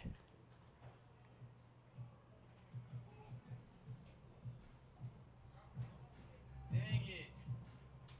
I'm so mad. So good decision by Greg Appleton today to put McClellan into the designated hitter spot. He's delivered with a double and a home run in his 3 plate appearances today. 4-1, CSU back in front by 3. Cole on that attempt to jump up and rob it over the wall actually lost his glove, and a CSU fan had to go over there on the hill and toss it back over the wall to him. First pitch to Massengale in there for strike 1 in a 4-1 game now. That was the 10th hit of the day and second home run for Columbus State. The 0-1 in the air, right field. This one not as deep. Carrying a good bit, though, as Schmucker shields the sun and makes the catch for the second out.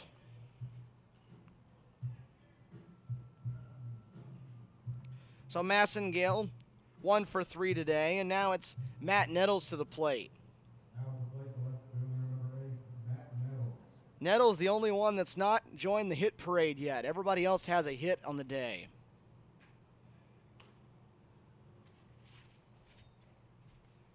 First pitch fastball taken low for ball 1. Nettles is 0 for 2 with 2 strikeouts. Andrews has not had that kind of luck against anybody else in the order. Hasn't struck anyone else out, but he's had Nettles' number. Nettles starts to offer at it. Pulls it back, but it goes for a strike nonetheless. 1 ball, 1 strike. 2 away here in the 6th inning, 4-1. CSU in front in the 3rd game of this series, trying to win the series. 2-1, trying to win a 10th consecutive conference home series. Trying to keep that streak going.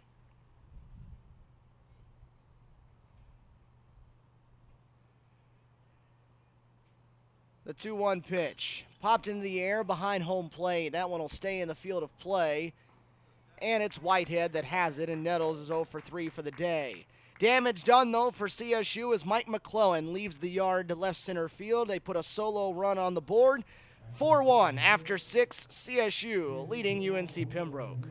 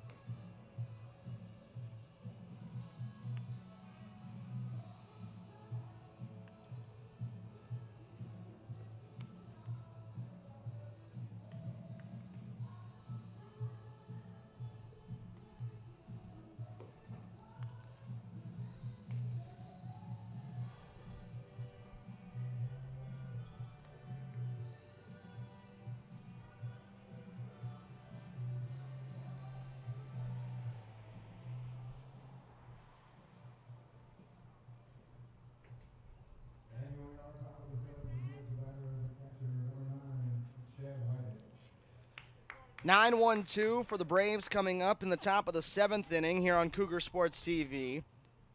Chad Whitehead into the box. He's 0 for 2 with a couple of big strikeouts in this one. Backhand side at first. Good dig by Massengale. Muller to the bag, makes the catch, and CSU tosses up another strong defensive play. Tough pickup on the backhand side by Massengale, and then Muller made a good catch on the sprint to the first base bag.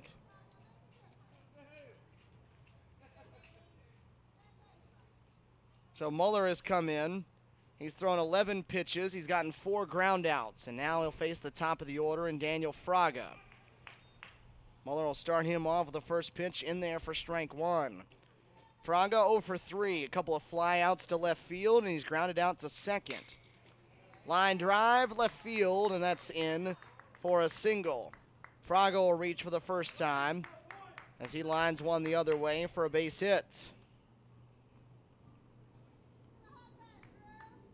First time a runner has reached in 5 at-bats against Muller.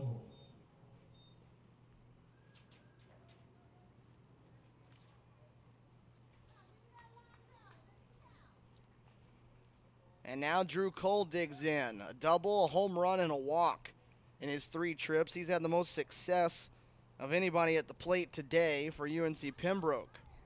Last time up, hit a long home run out of here to right field. He's got the speedy Fraga on at first as Muller goes to the stretch for the first time. His first pitch misses away for ball 1. That wind continuing to blow straight out to right field, and that will help the cause of Cole.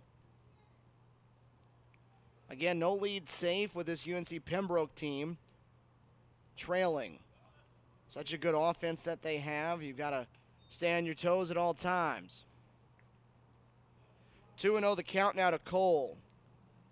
Dangerous Jordan Edgerton standing in the on-deck circle.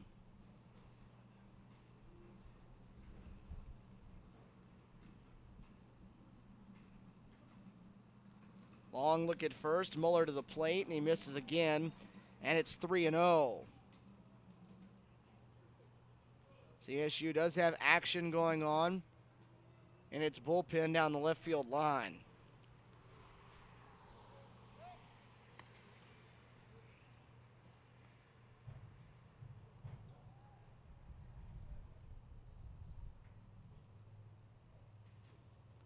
Muller set, small lead by Fraga at first, and it won't matter. He throws 4 straight out of the zone, and the tying run will come to the plate here in the 7th inning in the form of Jordan Edgerton with only 1 out. Now batting third baseman, number 13, Jordan Edgerton. Edgerton, a rough start to the day so far, but he can change all of that with 1 swing here. He's 0 for 3.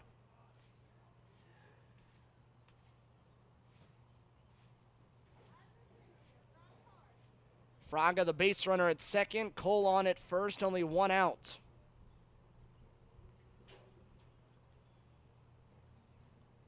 First pitch, Muller gets in the zone this time after 4 straight missed. 0-1 the count. Lefty and a righty up and throwing for CSU.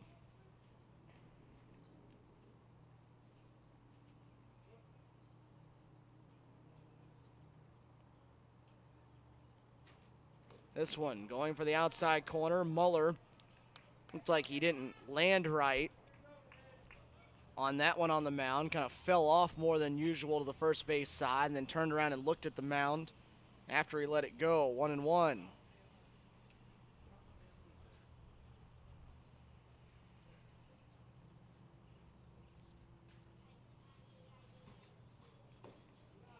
Just off the outside corner with that fastball. 2 balls and a strike now. Muller, a guy that's been getting ground balls, so this would be a good time for one. If you can get one hit at an infielder, chance to turn a double play. Edgerton is already wrapped into one today.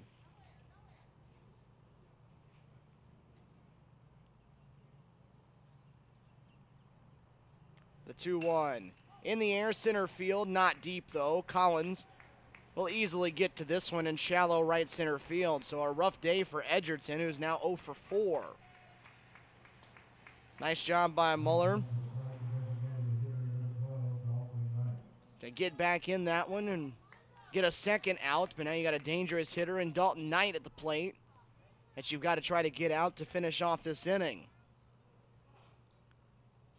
The designated hitter, 1 for 3 today. He singled through the left side his last time up. He's also grounded out and popped up. Fraga and Cole on the base paths, not really being held on. 2 away in a 3-run ball game. 4-1, Columbus State leads. Knight, line drive, left side, foul. Foul by about 3 feet down that left field line. That was extra bases and at least 1 run, probably 2.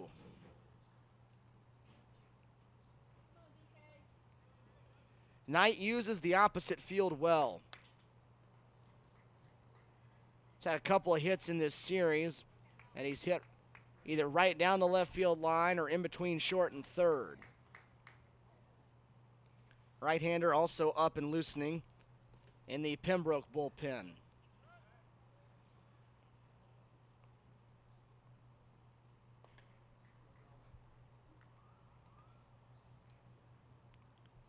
Brian Headley, still the pitcher of record for CSU, the starter, 1 run over 5 innings. On the ground to first. Massengale has it. He'll step on the bag himself, and CSU will work its way out of it. Muller allows a single and a walk with 1 out, leaves him on the base paths. And as we stretch here at Ragsdale Field, 4-1, Columbus State on top.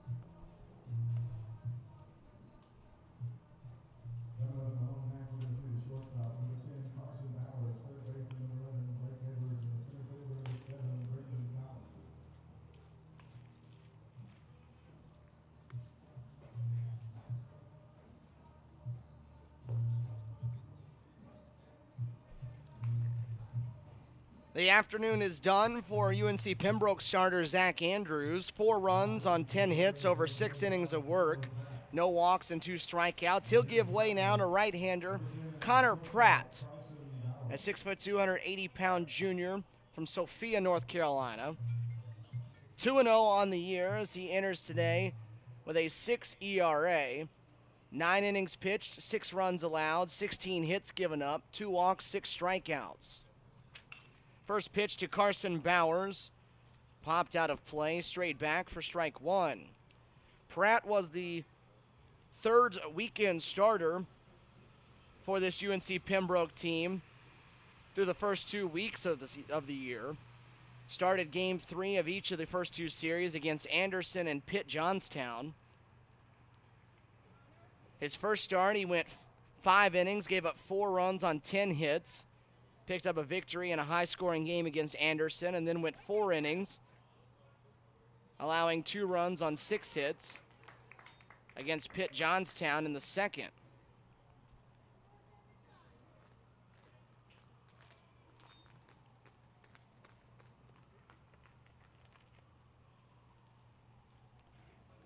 The 1-2. That one breaks off the outside corner. 2 balls and 2 strikes to Bowers. Bowers 1 for 2 today. He singled his last time on a clean hit into left field. It's also flown out to left field. That one misses as well. It's 3-2.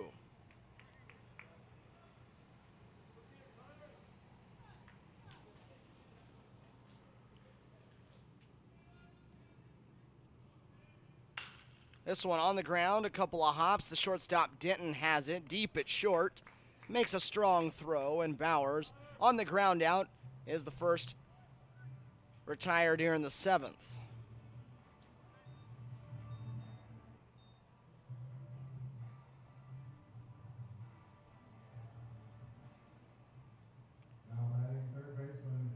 The batter now, third baseman Blake Edwards, grounded into a 4-6-3 double play. His last time up, hit it hard, but right at the second baseman. This one, he'll try the air, left center field. Cole has it, and there's 2 down.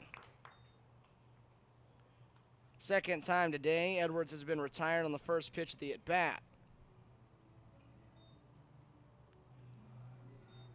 So Brendan Collins to bat now. Base is clear and 2 down.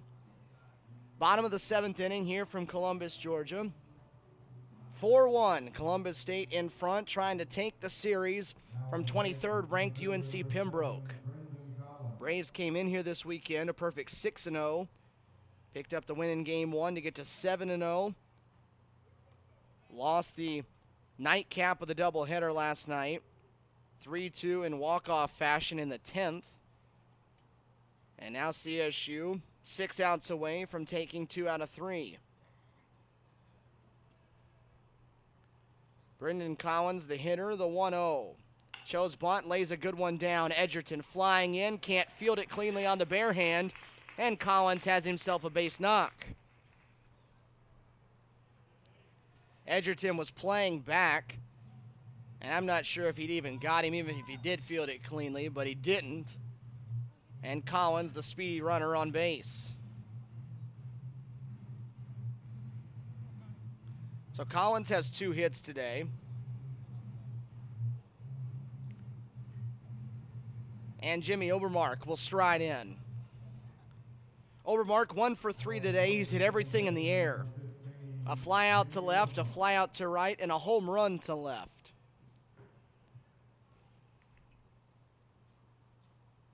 See if they put Collins on the move. He's got 4 stolen bases this year, 1 already today, and he's going to go on the first one. Got a breaking ball to run on, and he's got his 2nd stolen base of the afternoon.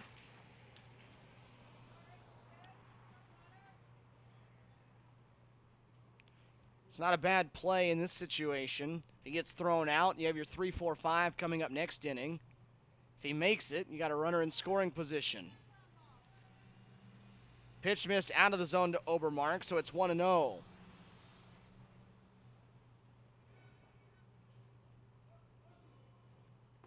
Another breaking ball. This one able to find the center of the zone, and it's 1-1.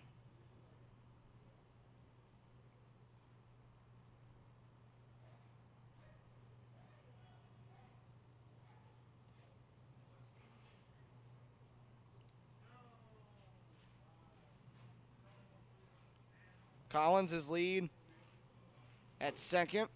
Fastball just off the outside corner. Whitehead held on to that one a little longer. Home plate umpire William Posey, though, said it missed. An update for you from Augusta. 34-27, Lady Cougars trailing by 7 in the first of the doubleheader there against Georgia Regents University.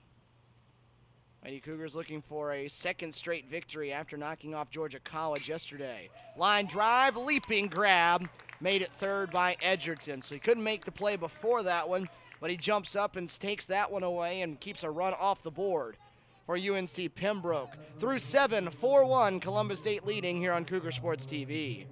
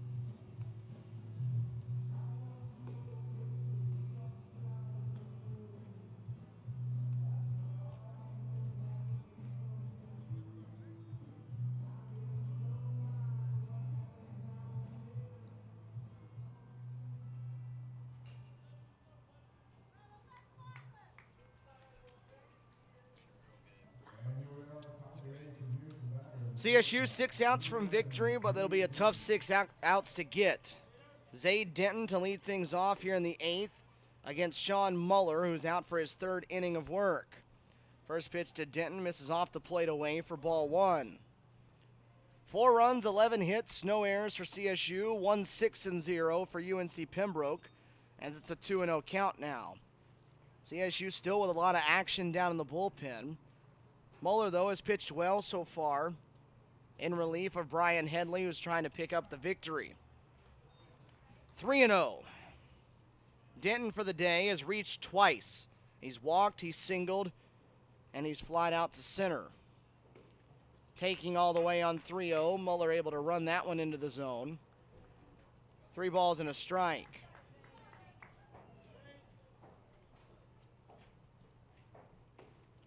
That one not in the zone either, so not a good start to the 8th inning with a 3-run lead. Muller issues the free pass, the second one he's handed out in his 2+ innings of work. And a base runner on to start the inning off with Schmucker coming to the plate.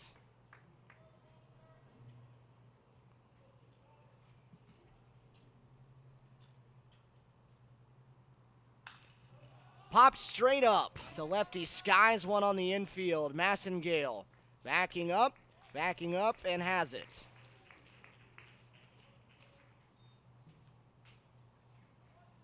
So there was a tough out that they get on 1 pitch. Nice job by Muller to get right back into the strike zone after the walk.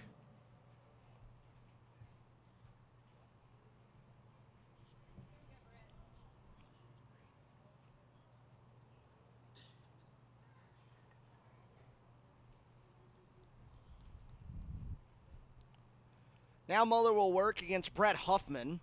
Throws a first pitch strike. That fastball with a little running action to it. Back over the outside corner. 0-1 the count.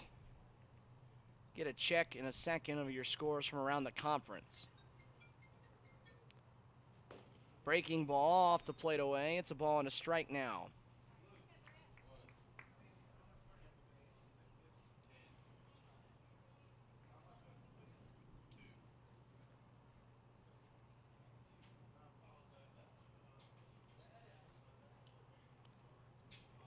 Muller, the 1-1.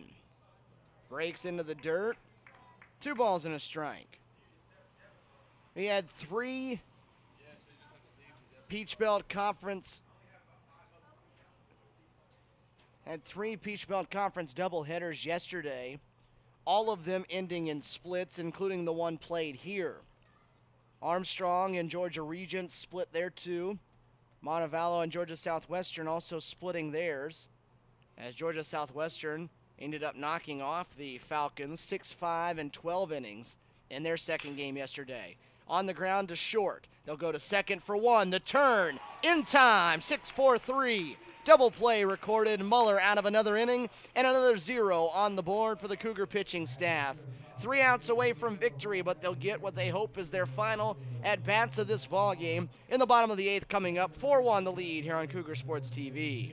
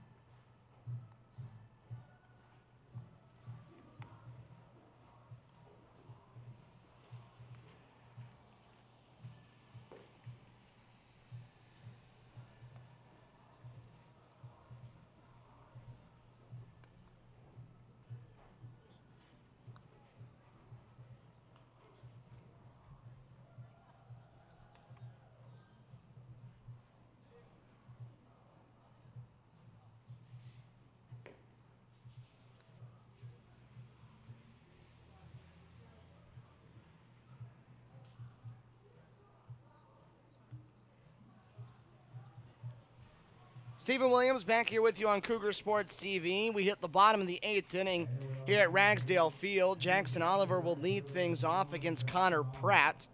Oliver, Averett, and McClellan batting here in the 8th inning for CSU, leading 4-1. First pitch to Oliver, taken low and outside for ball one. 3 other Peach Belt Conference doubleheaders going on today in baseball action. 1-0 to Oliver. Swung on and missed. It's 1-1. Montevallo all over Georgia Southwestern, as it looks like the Falcons will take the 3-game series, take 2 out of 3. They lead 8-0 over the Hurricanes in the 8th inning of that one, as Oliver fouls it off. It's 1-2. Georgia Regents trying to take a series from Armstrong in Savannah. Jaguars lead 2-1 over Armstrong in the 7th rubber game of that series. 1-2 coming up here to Oliver. Out of play on the left side. And then Flagler and Lander getting their series started today in Greenwood, South Carolina. They pushed it back a day, and they're working in the 8th inning of game 1 there. Flagler leading the Bearcats of Lander 4-1. 1-2. Outside corner, backdoor breaking ball, and Oliver rung up on strikes. Good pitch from Pratt, and Oliver retired for out number 1.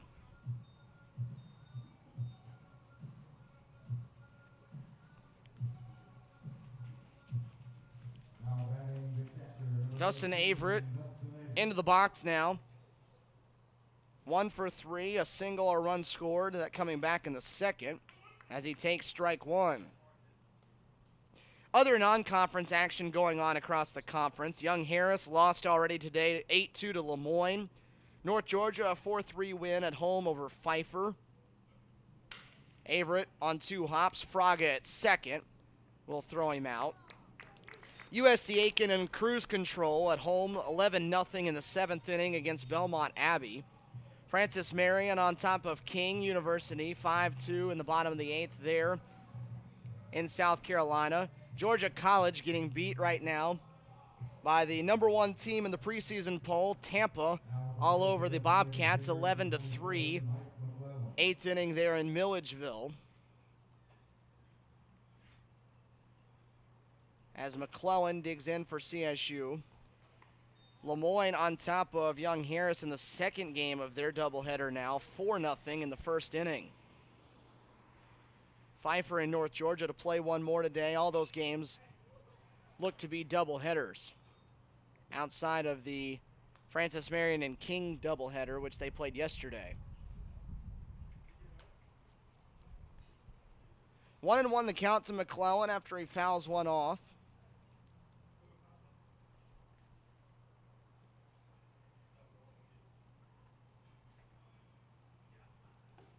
Breaking ball. That was a good one as well, and it's in there for strike 2. Only 2 teams left that are undefeated for the season out of the Peach Belt Conference, and both of them are down right now in action. That's Lander, who's 7-0, and Georgia College, who's 3-0. Both of them losing at the moment, though. McClellan spoils that breaking ball, and it'll stay 1-2.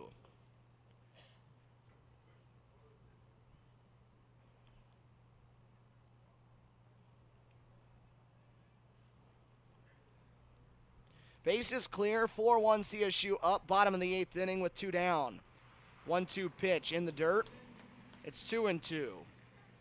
Looking ahead to the Pembroke 9th, Victor Zecca, Chad Whitehead, and back to the top of the order for Daniel Fraga. The 3 set to bat. We'll see if it's Muller that gets to finish it or if CSU will go to the bullpen. To third, Edgerton has it just in fair territory, makes the strong throw, and the Cougars go in order. They need 3 outs, though, for a series victory here at Ragsdale Field. 4-1 the score heading to the 9th.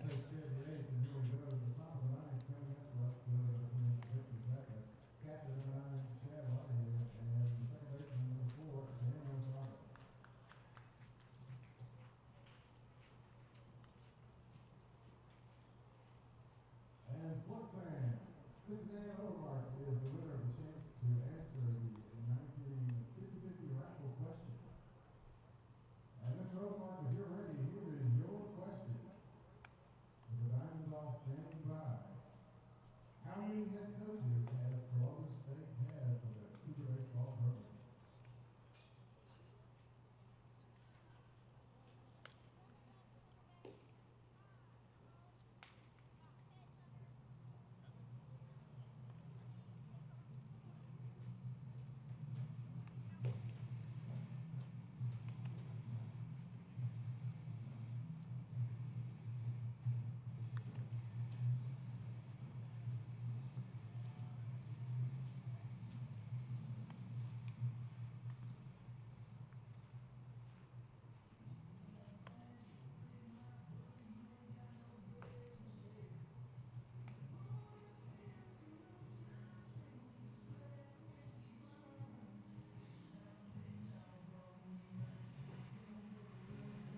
Greg Appleton going to the bullpen and pulling out his left-handed closer to try to finish this one off and wrap up a series win, 2 out of 3 over UNC Pembroke. It's a save situation for left-hander Trey Watson, who comes in here, 6 foot, 200-pound left-hander, a junior from Springfield, Missouri, did good work here yesterday.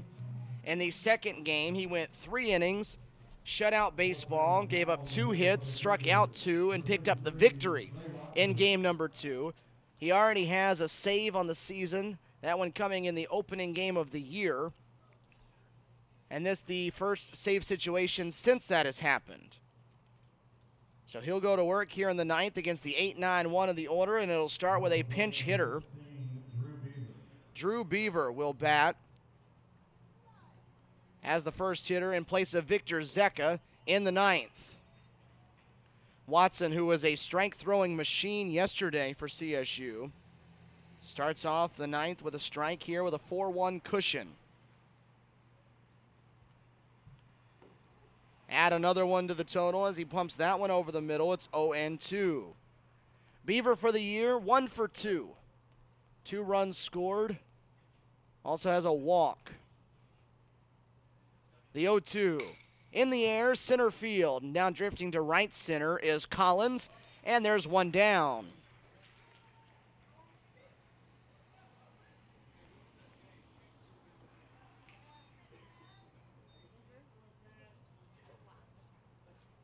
Now batting the catcher, number 9, Chad Whitehead.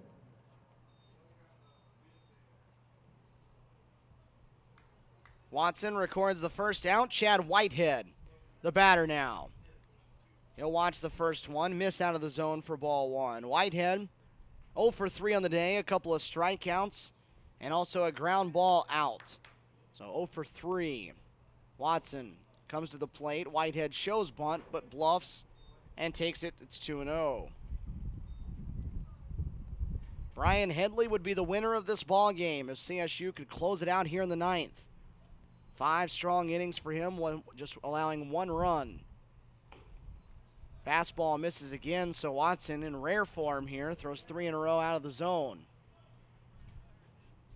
4 innings of work for Watson in his 2 appearances so far. A win, a save, 2 hits allowed, and 2 strikeouts. That right there, walk number 1 of the season. Next up, second baseman, number 4, Daniel Fraga. So the runner reaches, the tying run now moves to the on-deck circle, and it's the leadoff hitter Daniel Fraga stepping in. Fraga 1 for 4. He singled his last time up on a line drive to left field. Watson, after 4 straight misses, finds the zone on the first pitch, and he's up in the count 0-1. Not bad to have a lefty coming out of the pen to close things off against this Pembroke team that has 5 of them in the order. That one inside corner, 0-2.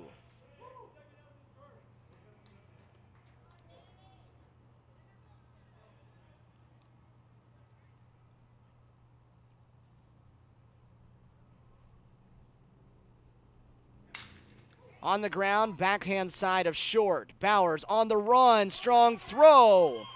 And Massengale able to hold the bag with the toe. Fraga runs well, but Bowers made a nice play and a strong throw, and there's 2 down. 17, Drew Cole. Whitehead will move up to second on the play, but that is not of much meaning here in the 9th. Tying run stays in the on-deck circle, and Drew Cole is the hitter. You are getting, though, into the middle now of the heart of the order here for UNC Pembroke. 2 down, CSU needing 1 more out for victory. First pitch fastball off the plate away to Cole. It's ball 1. They still have not retired the center fielder in this ball game yet. A double, a walk, a solo home run, and another walk. The 1-0. Fastball high and inside. It's 2-0 now. Whitehead at second. Defense not paying much attention to him, though, because they're more focused on just getting the out here at the plate. 2-0 pitch. That one's in the strike zone. It's 2-1.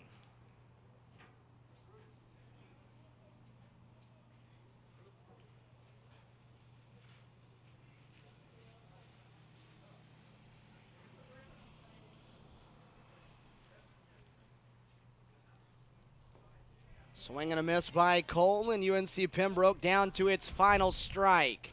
2 balls, 2 strikes, 2 outs here in the 9th. CSU trying to wrap it up, a 4-1 lead. Cole in the batter's box. Watson looks in for his sign. He has it, comes set, a quick look to second, to the plate with it. Goes too far around, strike 3 for Cole. He's down, and Trey Watson has the save, and CSU has now won 10 consecutive home conference series over the last 2+ seasons.